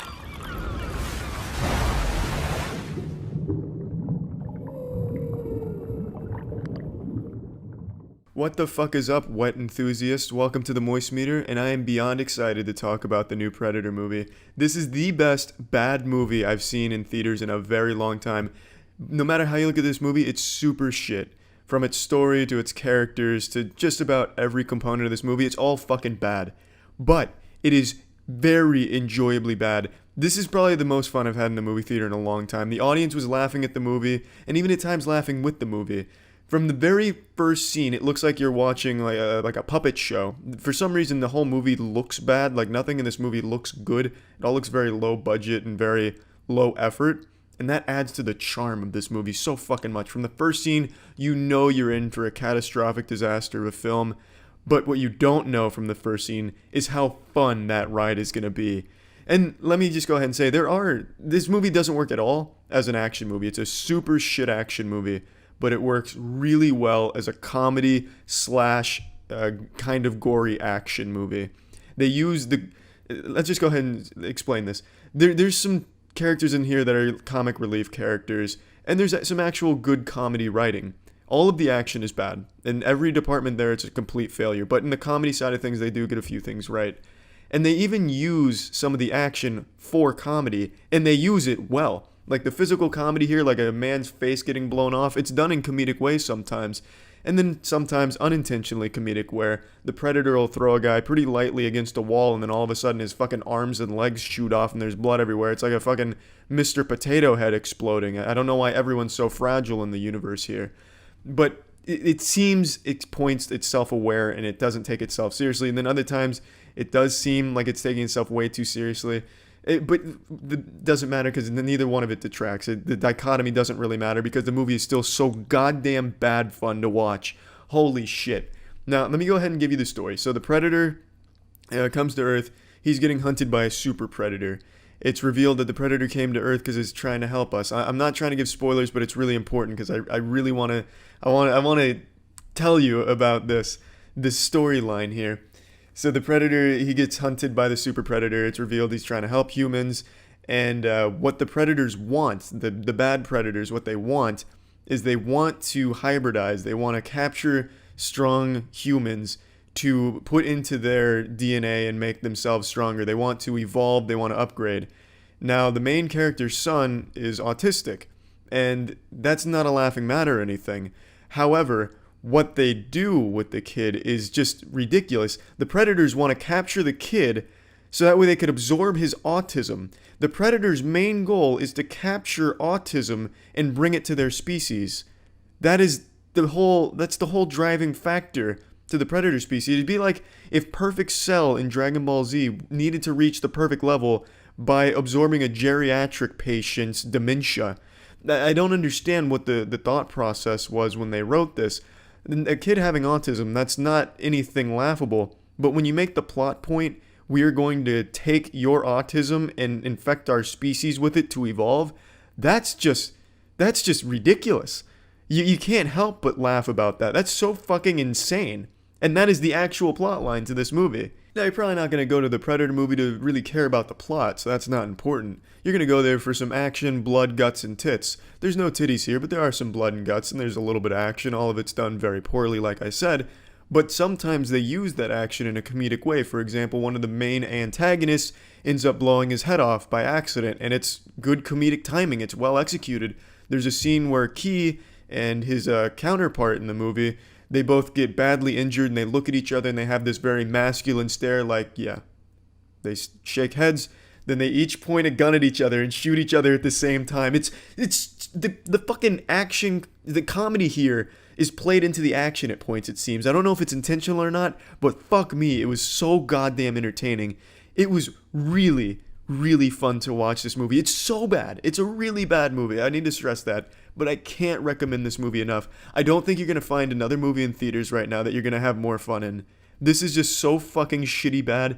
I could keep talking about why it's bad, but I don't need to. All you need to know is it's bad enough to be extremely enjoyable. Let's go ahead and plug this shit into the moist meter. I'm giving the new Predator movie a 30%. That's speaking objectively. Going by pure entertainment, it's a lot higher. Because like I said, this is the most fun I've had in a movie theater in a while. But it's an objectively super bad movie. The saving grace of this movie is its surprisingly competent comedy writing. And it's actually intentional comedy writing. There's some good jokes in here. And some likable characters. But honestly, I can't recommend this enough. Go see this fucking movie. Because it's not The Room levels. It's not even close to The Room or anything. but this is probably the closest we're gonna get for a little while. This shit was fucking amazingly bad fun. See ya. Initiating moisture.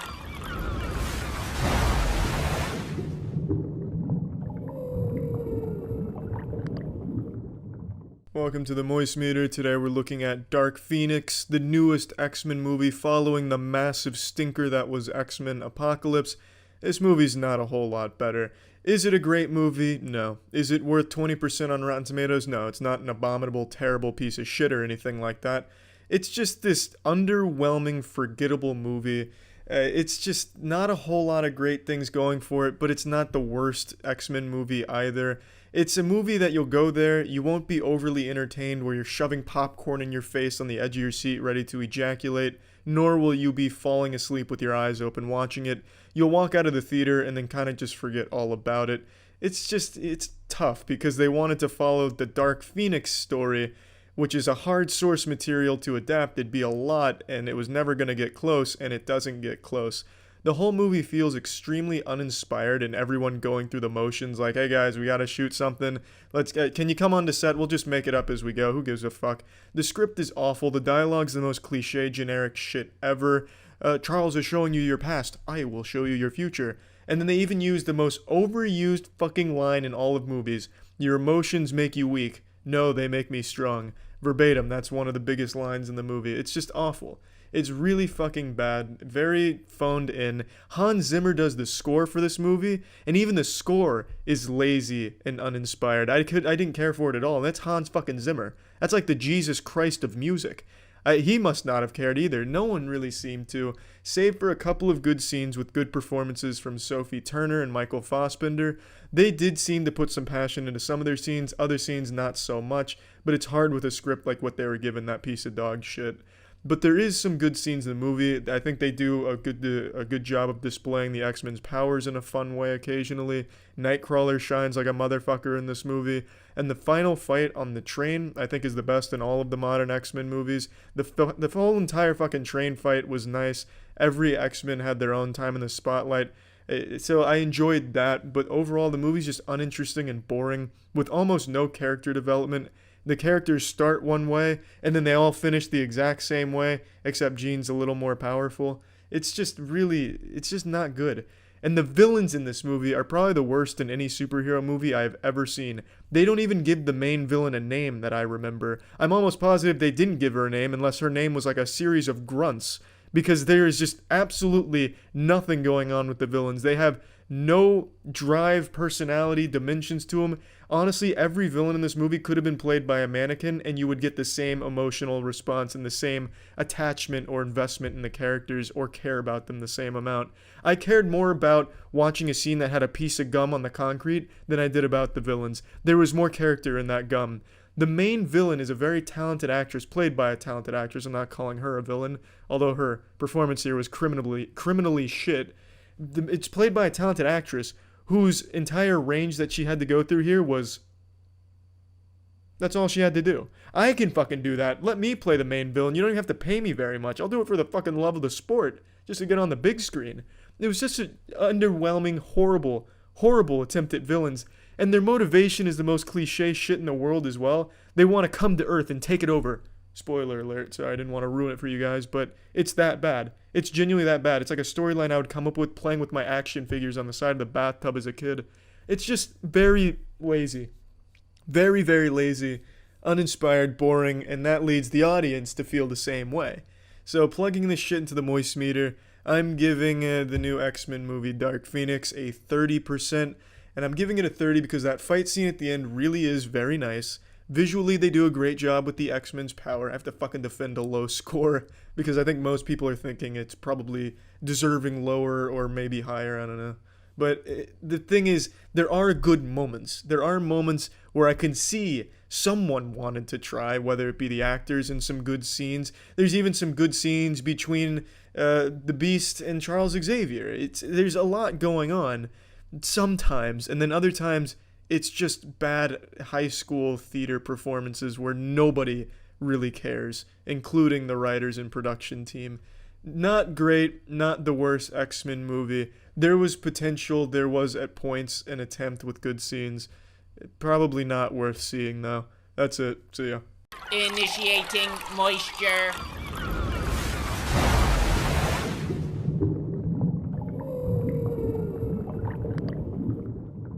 Seeing Midsommar was a genuine waste of time, and it actually sucks saying that because Hereditary is what I consider one of the best horror movies of the last decade, and this is a movie from the same visionary that brought us that. But Midsommar is just a fucking stinker. From start to finish, it's just bad. The best parts of this movie are the cinematography, which is absolutely spectacular. The cinematography is superb, and the acting. All of the characters are really well portrayed, and I actually cared about the majority of the cast. Those are the only two good things about this movie. Everything else just doesn't land. It tries to tackle themes of like grief and relationships. However, in terms of grief, the grief portion happens in the first 20 minutes and then is forgotten immediately. It's not really woven throughout the plot, at least not effectively. It just really misses on all of the themes it goes for, and that's not even that big of a deal in the grand scheme of this movie in terms of its problems, because everything else fucking sucks too about it.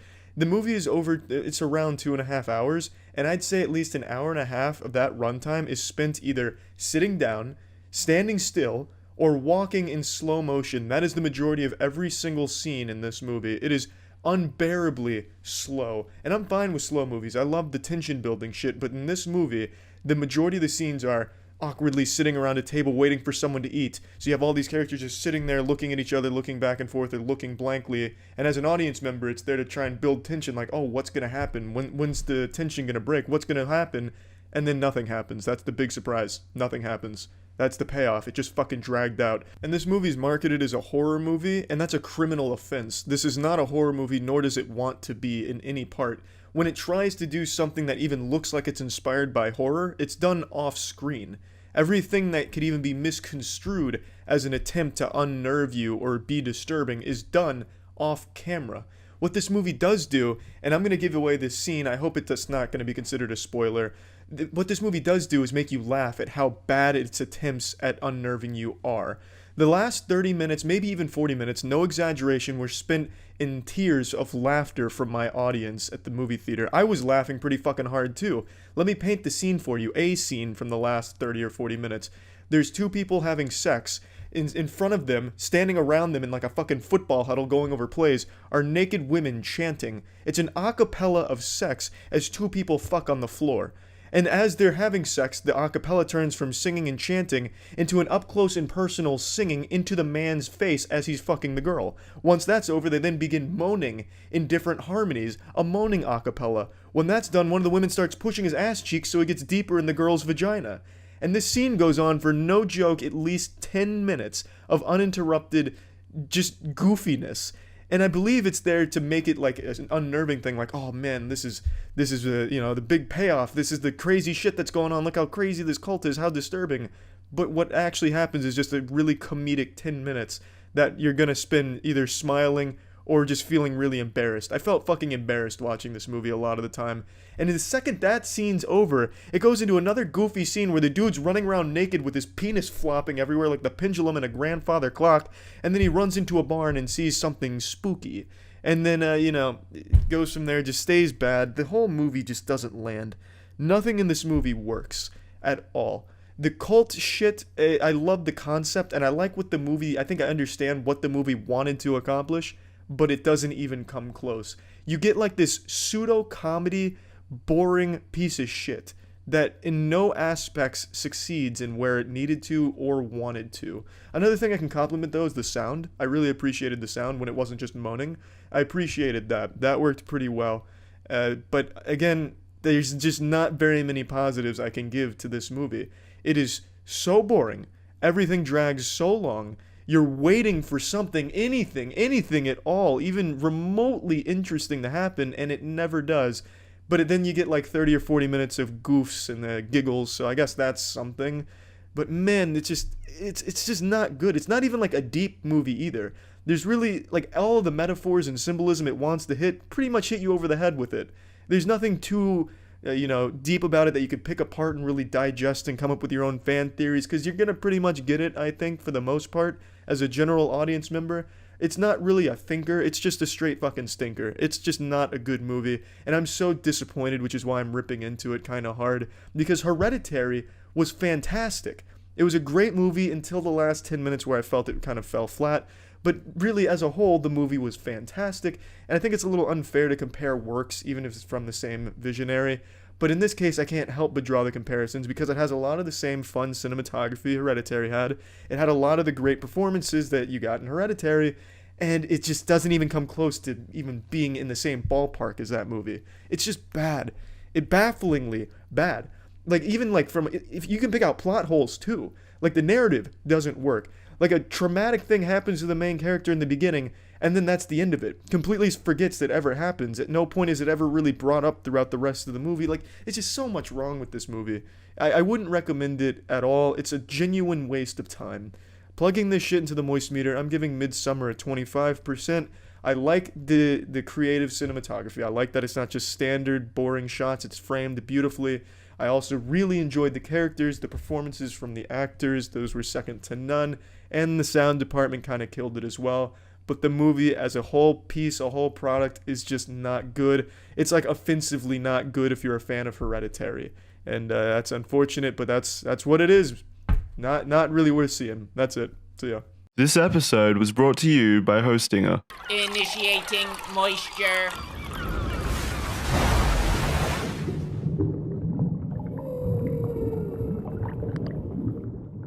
I loved the original Men in Black, and I'm in the small group of people that also enjoyed Men in Black 2. I didn't think Men in Black 3 was all that strong, but again, not bad. So, Men in Black International, I wanted to be good. It's not very good. Chris Hemsworth and Tessa Thompson share the screen again. You'll know them from Thor Ragnarok, and this movie's basically Thor Ragnarok in black, but significantly worse in every single category imaginable. In fact, the only thing it has in common with Thor Ragnarok is those same two actors are in this movie. And they still have great chemistry. That's the only compliment I really have for this movie. Chris Hemsworth and Tessa, they have good chemistry on screen, but the writing in this movie is so bad, you're not going to appreciate it or care at all. The comedy attempts in this movie are really bad. The humor in this movie just doesn't land. Almost no one in the theater was laughing, and this movie tries really hard with like rapid fire attempts at making you giggle and, side-splitting comedy, but at no point will you even crack a smile, I imagine. It's just not good. This feels like a really passionless attempt at making a Men in Black movie. Like, they knew what elements made Men in Black, and they just kind of wanted to try the same thing, very haphazardly throw it together with no actual care. So, like, they knew jokes needed to be in there, but they didn't feel like actually writing jokes, so they just came up with the most obvious bullshit attempts at something that could almost be misconstrued as humor and threw it in here. It's just really a shame because Chris Hemsworth is really good at comedy, as we've seen in Thor Ragnarok and Thor as a character in general. And here he doesn't get to utilize that at all, despite that being his entire character in this movie. His whole character is being this silly, goofy, party-hard, comedy wisecracker, and none of his jokes are entertaining in even the slightest. It's just really bad. The action is also shit. Visually, the movie's pretty good. I like a lot of the weapons they show, the vehicles and the scenery. I like some of that. But the action is really bad because the action is kind of stand still and shoot like you're playing a Time Crisis stand-up arcade game at Dave & Buster's. There's really no depth to it. There's also two villains in this movie that you feel like are going to have a big role in it, and then all at once are forgotten immediately with really no importance at all, despite the whole movie leading up to them being a big deal. They're just kind of thrown away. Like, it's the fucking Game of Thrones level where they just forget about shit. It's just bad in every department. The story is rough. The only cool thing about the story is at the end. And the big conflict at the end resolves in literally 3 seconds. It's all just resolved within a matter of seconds. This whole movie just kind of concludes abruptly. It's just bad. I mean, the movie's just not good, man. And it's a shame because I really like the universe of Men in Black, and I really think they could do a lot of cool shit with it, but they just are not. The first Men in Black is still far and away the best one they've made, and I don't know if they'll ever even get close to that. I think one thing that they're missing in every Men in Black movie is that idea that the Men in Black is just another day. Like in Men in Black 1, Kay goes throughout the entire world-ending scenario stoic, just treating it like another day on the job, another 9 to 5, just can't wait to get it over with. Whereas Will Smith is freaking out the whole time, and it's this nice, this nice disconnect between the seasoned veteran, raw, no rubber Kay, and Will Smith, who's new on the job, freaking out like, hey, the world's about to end. He's got a sense of urgency. Kay just treats it, monotonously. And that's a great thing, and I think that's what all of the movies have been missing since then. Here, it's another one of the things where everyone's just all high energy, and it's really bad comedy. I can't stress that enough. It's really shit in that department, like offensively bad. And the actions, fuck, let's just plug it into the moist meter. I'm giving Men in Black International 25%. I like Tessa Thompson and I like Chris Hemsworth, but their writing in this movie is really bad, so you can't appreciate them on screen together very well because of the shit that they have to say and what they have to present on screen. It's just not good. Nothing about this movie is really good. It's not worth seeing, even for the most die-hard Men in Black fan or a fan of action movies or a fan of comedy. I don't think there's a single group of people this movie appeals to and will please. And that's about it. Anyway, here's Agent J with some big intergalactic news. J's for Jackson in this case, not Will Smith's character from the first movie. We don't have Will Smith on the moist meter, we just have low budget ass Jackson here. Hey guys, Jackson here to tell you about the best and most affordable way to host and even build your own website. It's called Hostinger, and it's the premier way to make sure your website is the best it could ever be. You may have seen other hosting sites that offer similar things, but where Hostinger differs is that it's far more user-friendly. While other methods are chaotic, overwhelming, and can take time to learn, Hostinger makes setting up your own website super easy. You can have a website up and running within 5 minutes with Hostinger, and it even has seamless WordPress integration, meaning you can just click a single button and you're set up with a great website.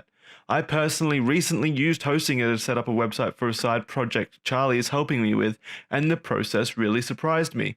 This is by far the easiest way to set up your online presence. And you may be thinking, well, it must sacrifice something. Maybe it doesn't offer much customization or it's super expensive. But no, there's still a lot of depth to be found if you're looking for it. And it's also the most cost-effective hosting to be found online. Trust me, you're not going to want to use a neuralizer from Men in Black to forget about the great experiences you can have from Hostinger.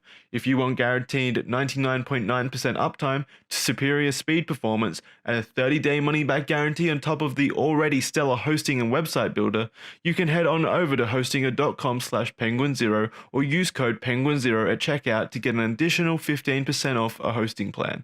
Thanks Hostinger for helping me make a fantastic website that I can be proud of. Initiating moisture.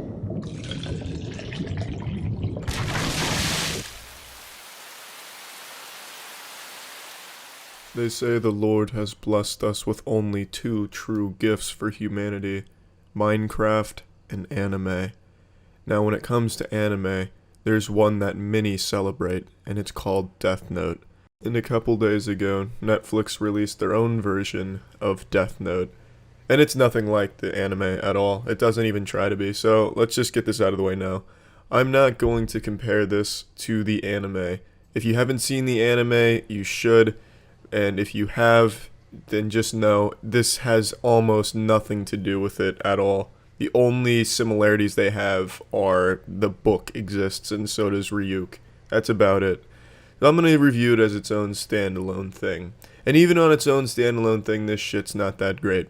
The story is the ass cheeks and everything else is the whole. The main character, Light's a very generic character, bullied high school kid, and he wants revenge and he has a strong sense of justice.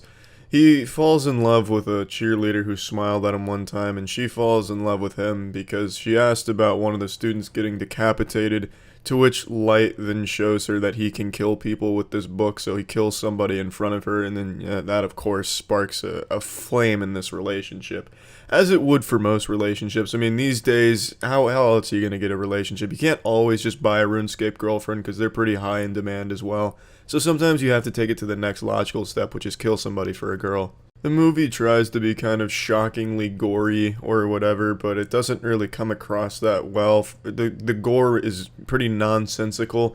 It makes it seem like every human being in this movie is just a fucking pile of meat on top of itself waiting to just fall over, because every time someone's even slapped, their head comes flying off. It reminds me of the old over-the-top gory action movies with a low budget from like the 80s and 90s, like Riki-Oh, which isn't necessarily a bad thing. I can at least respect them trying to do something kind of different, than what people would expect from Death Note, and that I can respect. It didn't really come over very well, but I at least respect where their head was at for it. What I can't respect, and what I have even less respect for than an open bag of potato chips in a dumpster, is the characters in this movie. They were just fucking bad. The only one that I even kind of liked was Ryuk, and I think that's just because Willem Dafoe was cool in the character, and they at least made Ryuk kind of this mysterious, sinister guy. Light's uninteresting and a really hard character to root for or like at all. It's just, he acts like a 12-year-old on PlayerUnknown's Battleground. Oh, but this is bad, I give up. No, I shouldn't give up yet. PP is very small, but my PP might get bigger. Oh, but this is good, but it's bad. It's just back and forth, flip-flops, whiny. Not a very smart character with the notebook until the very end of the movie. He doesn't do anything really intelligent until the very end. Mia's just stupid. She's just a dumb character in here.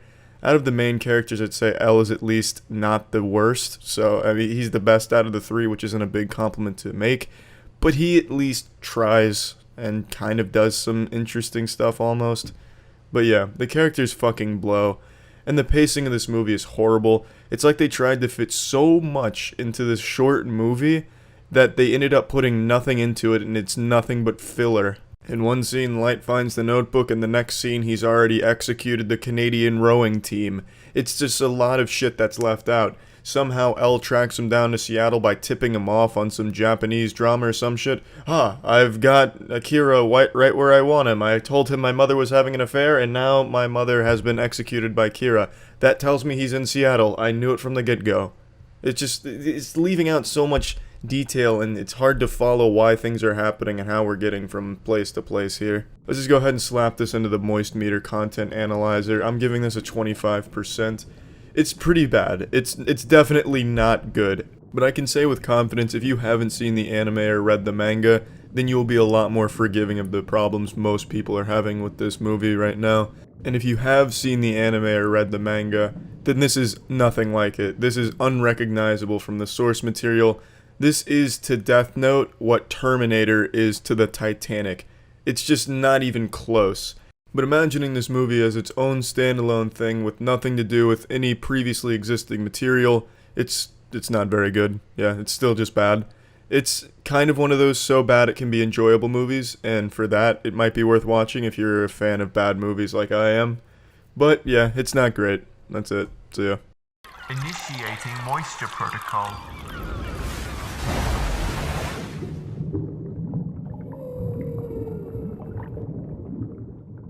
Welcome to the Moist Meter. I just saw I feel pretty so you don't have to, and let me tell you, I feel pretty fucking robbed of the money I spent on this movie. That's just a joke. I knew it was going to be a bad movie. Everyone knew it was going to be another bad Amy Schumer movie. It's rare that you find someone that has almost no enjoyable roles at all, like Amy Schumer. It's like every character she plays is just not enjoyable.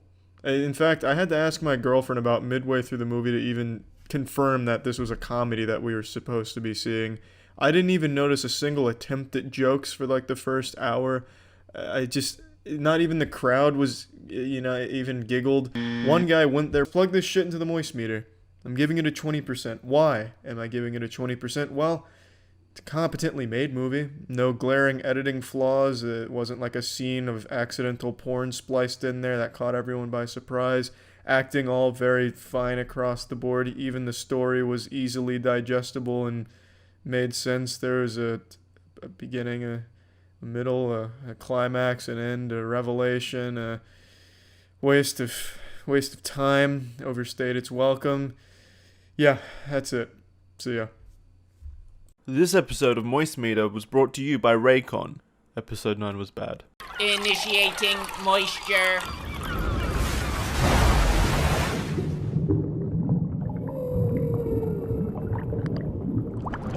Yeah, it's bad. It's really fucking bad. This is a super stinky shitter.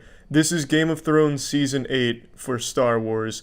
The only way Star Wars recovers as a cinematic universe is to just give Episode 9 the Dragon Ball GT treatment and just say, it's not canon. Yeah, that was Star Wars GT Episode 1, not real. I know I said The Last Jedi was my least favorite and the weakest, but at least The Last Jedi had some great moments in it. The Kylo Ren and Rey tag team, for example. There were some great moments in The Last Jedi and some good scenes and visuals, albeit it was a weak movie overall. This doesn't even have that. There is nothing memorable or great about this movie. At every turn, it is predictable. No matter how you look at this movie, it's not even well made. It's not just a bad Star Wars movie, it is a bad movie. Objectively, it's not well shot, it's not well structured, the pacing is all over the place. In the first 5 minutes, you visit 4 planets on screen, and you spend 45 seconds to a minute at each one before it shifts to a different planet. It is all over the place.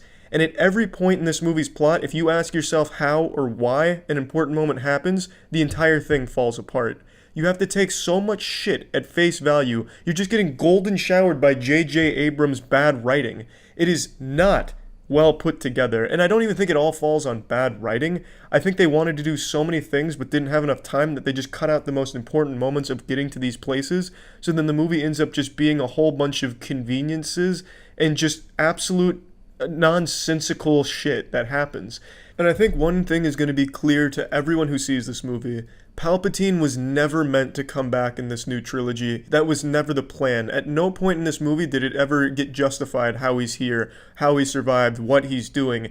At no point did I think, oh, okay, this makes sense, this is what they were building towards, because it's clearly not. He comes in out of fucking nowhere. It would have made more sense if it was Jar Jar Binks they brought in here to be the big bad villain. This is truly nonsensical, and it's just downright laughable for them saying that this was the plan all along. It wasn't. He actually comes out of fucking nowhere. It would have been more cinematic if he rode in on 15 horses, like space fucking horses, and just said, yep, I'm here to fuck things up. That would have made as much sense as their explanation here. He does not fit in narratively. He comes in for no reason out of nowhere. And you remember Snoke, you know, the big bad villain they set up in episode 7 who was killed off immediately in episode 8 with no explanation about who or what he was? He's given a single line in this movie to explain who and what he was. One line that is about 8 or 9 words. That's what they gave their initial big bad villain. It's just silly. Episodes 1 through 8 become absolutely useless in this movie. They're totally worthless, and this movie completely nullifies the original trilogy. Rey is so incredibly overpowered out of nowhere, she can do anything you ever thought possible in the Star Wars universe. If you saw anyone in any Star Wars media use some power, Rey has it at her disposal in this movie for no fucking reason. It just comes out of nowhere. She even has a power that completely ruins what set up the entire Star Wars conflict in the fucking first place. I'm not spoiling anything, and it's really hard to talk about this without spoiling it. And Jackson, as you know, is the goddamn preeminent prodigy of anything regarding Star Wars. Seen every movie, watched every TV show, played every Star Wars game, including the most important ones, the Lego Star Wars ones. He knows his shit, and he thinks this is the worst Star Wars movie yet as well. It actually does completely ruin the original trilogy. I don't want to give away how or why, but there's something Rey does that throws out of whack what even sets up Star Wars in the fucking first place. And there's no explanation for how she's able to do it, or where she got it, or how it even fucking exists in the universe. When it was established, it doesn't, and it can't exist. It's fucking silly. It's super bad. There is 2 positives. There's only 2 compliments I think this movie will ever deserve. The music. Star Wars music is always incredible, and this is no exception. The score in this, phenomenal. Absolutely phenomenal. And 2, God damn it, some of the acting is great. Adam Driver is so goddamn talented. I really think the acting crushes it. I think the characters do really well with what they're given, and they're given some straight garbage. They're given something straight out of J.J. Abrams' hemorrhoids, and I'm well aware J.J. Abrams didn't like fucking sit down and solo write this himself. It would have been far worse, but it's very bad material they're given to work with, and I think they do a great job with it. I really do. Those are the only 2 compliments I can give it. There's no memorable scenes. There's no good scenes. There's no great visuals either. It's very generic sci-fi shots. Every single planet, every single starship, the space battles underwhelming. The lightsaber battles kind of fucking blow, which is rare because I think the lightsaber battles have been a highlight in the new trilogy. It's just, there's not a lot to like here at all. And everything comes at random. That's the biggest problem. Things are just coming out of nowhere at random. Characters showing up, saying things, doing things, them finding things. It's as if there's always like a puppet master in the back when the characters get lost, just whispering to them, hey, go here and do this. And then they do. They get it out of nowhere. They get these, not spoiling anything again, but towards the end of the movie, the plans are going awry and things get changed up. But luckily, the good guys are able to see through that plan because one of the good guys says, wait a minute, I have a feeling. And that feeling turns out to be incredibly accurate and saves the day. based off of nothing. I don't know why the character got the feeling that it's not even like it was a force-sensitive character who's getting like a fucking force tingle in his penis. Just the character says, hey, I got a feeling. They go with it and it works. It's silly. It's bad. It's very juvenile writing here. It doesn't make sense. It doesn't make any sense at all. There is so little to like about this movie. There really is. No matter how much you love the characters, and I love the Star Wars characters, the new characters not so much, but that's not really their fault. I think the actors and actresses are talented. They just haven't been well written. They haven't been well developed. But I do like Kylo Ren. In this movie, he's not horrible. I mean, at least he's okay. He's kind of still true to the character they've established, which is good. The rest, though, there's not much to like. The characters aren't given enough to do meaningfully or in a way that makes sense, like with respect to intelligence. I can't spoil anything, but fuck, it's bad. It's just not a good movie. Now, one thing I do appreciate, and I don't think it's done overly well, but the fan service. There's a lot of nods to previous Star Wars movies before they totally shit on them by overwriting what really sets them in motion. There's good nods to some old Star Wars properties. Some characters have emotional moments that aren't executed beautifully, but it's enough to get a response out of people that have grown up with some of these characters and then like to see where they're ending up in their role in the movie and the conclusion. So I do think there are good moments where there is some cuteness between characters that some of us have known for decades. And I think that's nice, if nothing else. And I really can't stress enough how great John Williams is with his music in this. That is honestly just probably the best part of the movie is the goddamn music. Which is sad considering this is supposed to be the conclusion to a story so many fucking years in the making. It's just not a good movie though. Plugging this into the moist meter, Rise of the Skywalker is getting a 40%. It's a shame. It's a real shame. In their conclusion, they outright nullified half of what made Star Wars' story happen in the fucking first place. It's unbelievable to me. And they do it so carelessly. They do it so like they don't give a fuck, as if it's like a big old, J.J. Abrams just bending over to show fans his asshole. He just slides it in, and I guess he doesn't realize or doesn't care how important that detail was. It's very big what he's thrown in here, and the consequences of its existence throw out of whack all of Star Wars. And I think that's probably its biggest sin, aside from just being a bad movie that has at least 20 different planets across its entire 2.5-hour runtime, and you're constantly trying to remember why they were there in the first place. Oh, they're going there for that, but that didn't work, but then they found out about this, so they're going there for this. Wait, no. They just learned from some dude in the background shouting that they need to go here, so they're gonna, that's why they're going there, right? Because that dude was shouting. It's a mess. It's an absolute convoluted mess of a plot that just doesn't work. There's nothing cohesive about it. It is truly a shame, and I think it's going to be a letdown to the majority of people that see this movie. Even if you loved Episode 8, which was super divisive, you're not gonna like this one, I don't think. I just don't see what there is to really like about it. It's also extremely predictable in exactly how it's going to end once it gets to that point. You see what's happening, and it's just not good. That's about it. So yeah. Yeah, the new Star Wars may have been overwhelmingly disappointing, but you know what's not disappointing? Fucking Raycon, baby. I've talked about these bad boys multiple times, but I can't stress enough just how much I do enjoy them. Not only are they comfortable, it feels like a nice sweet hug from your grandmother in your ear, but they have revolutionized my gym experience because I used to use wired headphones at the gym, which always got in the way of sets and were just genuinely a nuisance. I'd constantly rip them out by accident putting weights down, and it was just terrible. But with Raycon, I don't have that problem. The audio quality is pristine, and they're just as good as other premium audio brands which start at half the price. It is truly a fantastic product that I can't stress enough how much I enjoy. So yeah, if you're interested in Raycon, feel free to click the link in the description to get 15% off your order. Link in the description if you're interested. That's it. See ya. Moist Meter was brought to you by Amazon Music. Sign up for free below using our referral code. Initiating moisture.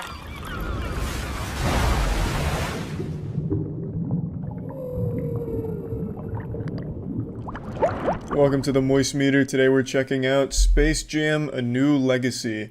I haven't seen the original Space Jam since probably the 90s. It's been a long time for me, but I loved the movie when I was younger. I can't imagine I'd go back and watch it now and enjoy it as much today as I did back then. I think that movie was really a product of its time. It took all of the 90s and fucking flavor blasted it into this goldfish of a movie, which ended up just happening to work with Space Jam. Like, it was a fun movie for its time, but I don't want to go back and take the risk that it actually sucks ass by today's standards, because I have a sneaking suspicion that it's probably not that great anymore.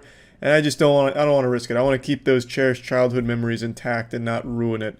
But I will say, Space Jam: A New Legacy fucking sucks. Yeah, I don't have a whole lot to say about it. This is going to be like a Moist Meter speedrun. This is the laziest movie I think I've ever seen. There is no effort put into the creation of this film at all.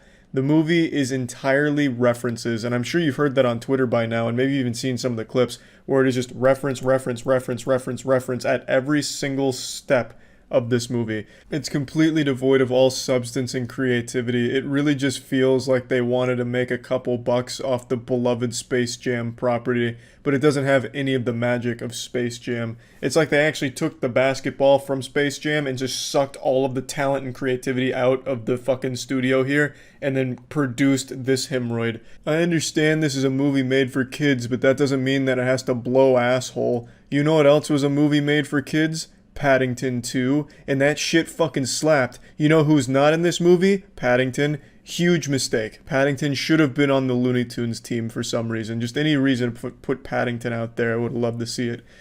What I'm saying is, just because a movie's made for kids doesn't mean that it has to fucking suck. It's also an insultingly long, miserable experience. It's like a 2-hour movie for no reason.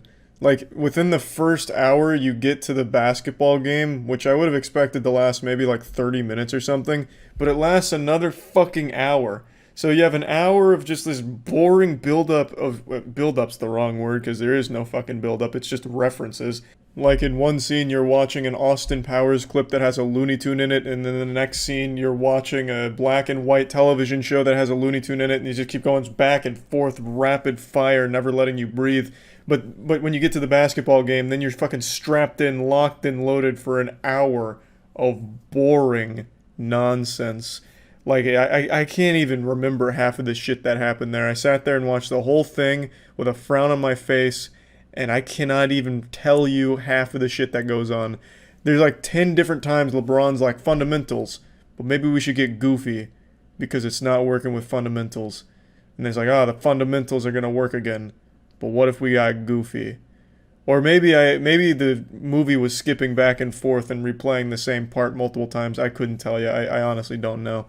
After a certain point in that basketball game, I just felt like I was being hypnotized. It's not good. I can't even imagine for kids they'd find a whole lot of things to like about it, because half the references aren't even going to make sense to them. What fucking child has seen Austin Powers, right? It's just kind of a dog-ass movie all around, no matter what your age. And I don't think LeBron made the movie weaker or anything like that. I thought LeBron did fine. He is on screen 99% of the time here, and I found that to be okay. It's not like he was insufferable to watch. He's not like a super shitty actor. He's not good by any means, but it's like charmingly mediocre. Like, you can tell that he wants to do well. Like, when he's doing the voice acting for his cartoon counterpart, you can hear him kind of changing his voice a little bit, doing screams, so you can see that there's effort there on his part, but he's just not talented at acting enough to make it good. And I don't know, there's something about that dichotomy of like this effort and lack of talent, and it kind of worked for me. I don't know, it just made it really believable. It's like, yeah, that is actually fucking LeBron doing this, you know? I thought that was fine. Like, I didn't have any problems with LeBron as the main character and like the only character that's on screen every single scene in the movie. I think the movie could have been better, at least if they had just focused on doing more than just making as many references as they could possibly fist into this movie. Like, the idea of having LeBron's son being kidnapped by a video game AI that forces him to play a crazy game of basketball is at least a fun idea. But the fun is taken out of it when there's like no effort put into making it actually fun to watch. It's also way too long. It is way, way too long. Plugging this into the Moist Meter, I'm giving Space Jam: A New Legacy a 25%. I don't know who would go into this movie and feel satisfied. I mean, being able to point out some references, being like, oh, I get that, I guess could be fun for some people, but when you're saying that 90 times over the course of 25 minutes, I think it's going to lose its luster and stop being that fun. So that's about it. So yeah, I haven't showered yet. I'm sure you can tell. I gotta keep that Fazbear grease on me. So I saw Five Nights at Freddy's the second that it released in theaters. I wanted to make sure I was planted, swamp ass in seat, ready to be blown away. I'll be fully transparent here. I went into this film without the highest of expectations. I expected perhaps a fun, bad movie. Not necessarily because I think the property's weak or anything. It's just video game adaptations don't normally land. They're usually pretty stinky. But I was hoping, maybe I'd be pleasantly surprised. And to a certain extent, I was. This is going to be an extremely hard moist meter to do without spoilers, because a lot of what I want to talk about is very spoiler heavy. So I'll go ahead and get this out of the way as well. I'm not the biggest Five Nights at Freddy's fan. I've played a handful of the games. Mainly, I speedrun Five Nights at Freddy's Security Breach. That's like my, big venture into the franchise. I know enough about the lore to understand what was going to be going on here, as well as like the references and the characters and everything. And when I saw the film as flopping with critics, I kind of understood why, because it is a pretty deep, rich lore that I feel one movie isn't going to be able to do justice to get people brought into it. And so I kind of went in here expecting that this will be a movie Five Nights at Freddy's fans are going to love, and anyone who's not already a fan of the property is going to hate. And now that I've seen it, I think that's probably pretty accurate. So let's go ahead and dive into the old Fazbear pizza here. So, what I really liked about the film is the main character. I actually think Josh Hutcherson is the best part of this film. He also happens to be a fellow Hunger Games co-star of mine. Josh and I go way back on the set of the Hunger Games Mockingjay Part 1. Some might say I taught him everything he knows about acting, but, I'm not here to toot my own horn. Point is, he is the best part of this movie. He plays a troubled man who watched his brother get kidnapped in front of him while he was a young boy, and he is still haunted by that memory to this day, all these years later. Every single night, he goes to bed to go to that point in time in his mind. He dreams that moment every single night because he believes somewhere deep in his psyche, he saw the person that kidnapped his brother and he wants to catch him. So he goes there, tries to get more clues to try and catch the person responsible for kidnapping his brother so many years ago.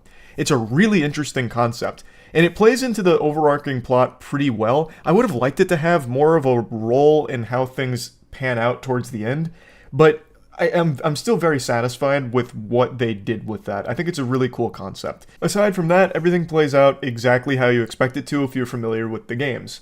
Mike, the main character, gets a job as a security guard at Freddy Fazbear's place.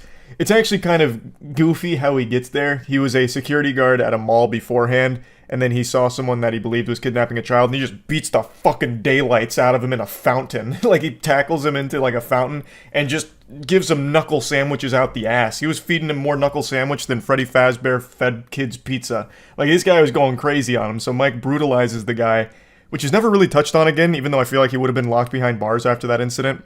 It was a big misunderstanding. He wasn't actually kidnapping the kid, it was his dad. And then after that, he gets the job as the security guard. Now, the movie is absolutely at its best when it's at least trying to be a horror film. This is by far my biggest critique of it. There's only a handful of scenes that even attempt to do anything unnerving or tense or scary. Now, it's important to mention that if you're familiar with their games, then you know the backbone of the scares of Five Nights at Freddy's is jump scares. Would you believe me if I told you that there's almost no jump scares in this movie? I think there's only 2. I think there's 2 jump scares in the entire runtime of this film, which blew me away because I thought this would be like a completely unapologetic jump scare, like, bonanza. But it wasn't. And for the first time in history, I swear on a stack of Bibles, it actually was a detriment to not rely on jump scares, because that's what built the franchise in the first place. So I really think this is like one of the few movies that really could have benefited from having more of them. Now, ordinarily, I think that's extremely cheap for your scares, because usually I'd prefer if you'd try and actually build tension, be unnerving and all of that. And since they weren't using jump scares, they did try that, but it doesn't really work super well most of the time. So let me give you an example. A scene where a character's hiding in a closet and a light's flickering behind them. You can see an animatronic fucking rabbit giving it like some psychopath eyes, giving it the stink eye. And it becomes less tense and more silly. Because at its core, looking at animatronic animals being evil is a silly, wacky concept. So the tension building doesn't really work in the film. So I think this really would have benefited from just playing it safe with jump scares. I think that would have been a little more effective. But even if it's not the best when it comes to frightening the audience, I still think it's at its best when it's at least trying to. And when it's doing that, it's very fun to watch. Like, the animatronics look amazing in this movie. The animatronics look spectacular. Like, I think they did a great job with Freddy and the gang. I really do. And there's a scene in particular where some rapscallions, some less than savory individuals break into the establishment to try and destroy it, just ruin it, even though it's already fucking disgusting. But they go in there to cause a ruckus. And the animatronics fight back. And it actually gets kind of gruesome at one point. Like, I was actually surprised. It's a PG-13 movie, but there's actually a couple scenes of gore, which I think is good. Like, I think it added to it. This movie was never going to be R in any universe. That would be extremely stupid. Five Nights at Freddy's is a property that's enjoyed primarily by the younger demographic, and you can't have an R-rated movie that kids can go to. So it was always going to be PG-13, but I am shocked at some of the stuff they put in here during some of these kills. I'm happy about it. But when they're not doing that, they're basically treating this movie like it's Five Nights at Freddy's fanfic that they found on Tumblr, complete with some cameos that drop their famous lines here and there, as well as like an entire sequence dedicated to Freddy and the squad building forts with Mike and his sister Abby and a cop named Vanessa. It becomes like a summer camp thing for a little bit. Like, they treat half of this movie like it's a fucking episode of the Rugrats sometimes. Like, it just feels like it clashes with the tone of the horror of Five Nights at Freddy's. Perhaps it's because I haven't played every Five Nights at Freddy's game and I'm not super deep in the lore. Like, I'm not like a lore historian on it. But for the film, I feel like it would have done better if they leaned more in on the unnerving aspects of it, as opposed to kind of making it a 50-50 thing where 50% of it is kind of bubbly and sweet, and the other half is the more horror stuff. But again, maybe that's just not me being, maybe that's me not being knowledgeable enough on how the property plays out in the lore. But those were my least favorite parts. And especially because I think a lot of times the writing gets very, very silly. So in that scene I mentioned about the fort building, the cop, Vanessa, is like, best day ever! Like, she's having so much fun. She loves being at Fazbear's place. She's loving that Mike and his sister Abby are getting along really well with Freddy and Bonnie and Foxy. Like, they're having so much fun, and she couldn't be more happy.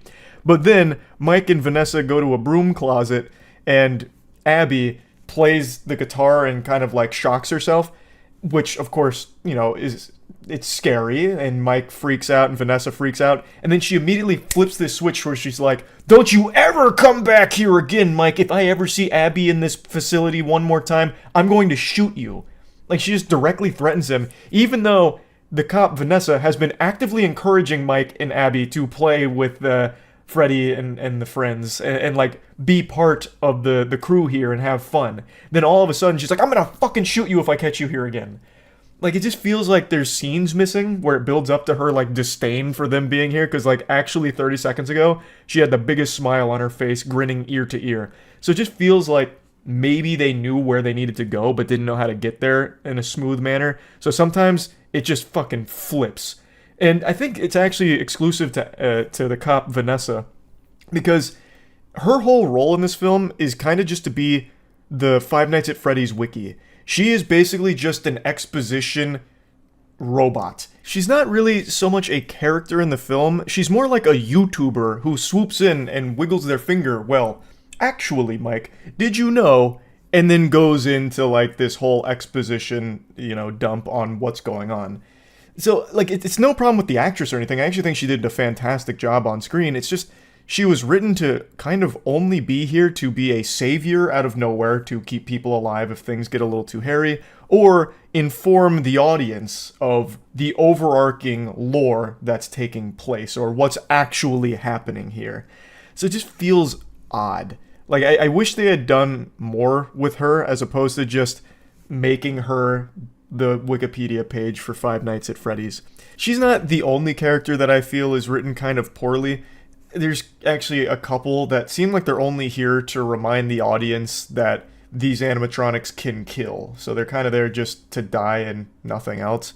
But aside from that, I think what it focused on with Josh, I don't know, I'm calling him Josh. We may be Hunger Games, veterans, but we're not on a first name basis. Mike, the main character, and his sister Abby are really the focus of it, and everything that happens around them outside of what happens inside Freddy's place is kind of just very odd. Like, it starts to fall apart.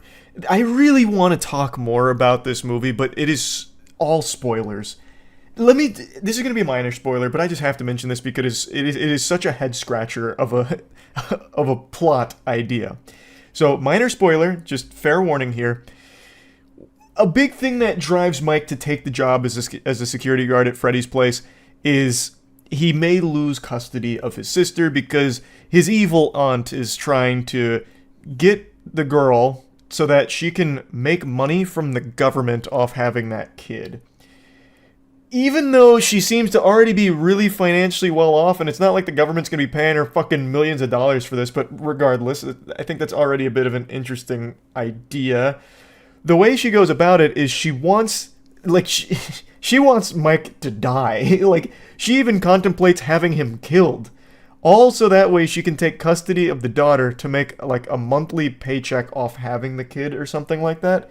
It's a really weird motivation, and it's not even really important to the plot. It's really just there because it gave Mike a reason to grab that job as a security officer. But aside from that, it's just kind of dumb and gets sidelined pretty quickly. She herself is also not really a character in this film. She's just here to be like a cartoonishly evil presence that kind of, haunts the place, basically. Where she's there, and she's on screen to be hated, and that's it. I'll stop going into spoilers. There's a couple more things that I'd like to say, but that would be way too much in the spoiler territory. There are things I liked, there are things I didn't like. Overall, this is a film that I am confident most Five Nights at Freddy's fans are going to enjoy, and I'm also confident if you don't like Five Nights at Freddy's, this doesn't really have a whole lot for you to get you invested and make you a fan. Although I do think the concept with Mike and like going into the dream state to try and solve a kidnapping case is interesting enough that I think it might push people to at least check out Five Nights at Freddy's lore to some extent. And Five Nights at Freddy's lore is actually pretty fucking good. Like, it is pretty interesting. So, maybe that will be what happens. I also mention this because a lot of you saw the video. There was also a fight that broke out at the premiere of Five Nights at Freddy's. This is the last movie I would expect people to be throwing hands at, but I wanted to mention that. They're calling it the Fight of 87, which is a reference to Five Nights at Freddy's with the Bite of 87, where for some reason a bunch of people just started brawling in the theater on opening day for this movie. So, just wanted to toss that out there. I did see the video. Very, very wild. Anyway, plugging Five Nights at Freddy's movie into the moist meter, I'm going to give it a 45%. I think it is not a bad film, per se. I think there are bad moments, and I think there are things that weren't executed as well as they could have, but I do find it to be enjoyable enough that it was worth watching. When I initially left the theater, I was a lot less enthusiastic about it than I am now, mainly because there is just like a period of it where it just kind of becomes a slog to get through, and it clashes with what I think the tone probably wanted to go for. But looking back on it, I really did enjoy it with my friends. Like, we were talking to each other a little bit back and forth, whispering, of course, because we're not trying to disrupt the theater, about, like, how it ties into Five Nights at Freddy's lore. And then also, like, there were a couple scenes where, like, all fucking five of us, all at once, when it happened on screen, went like this and then like that, because it was so nonsensically dumb what just unfolded. So it was a fun experience that I did enjoy, even though overall I don't think it's an amazing adaptation for the property. I think it's good enough that fans are going to be satisfied, but I don't think it's strong enough to stand on its own 2 feet where people that aren't already invested are going to get invested. I think they're going to maybe leave a bit disappointed. But anyway, that's really about it. See ya.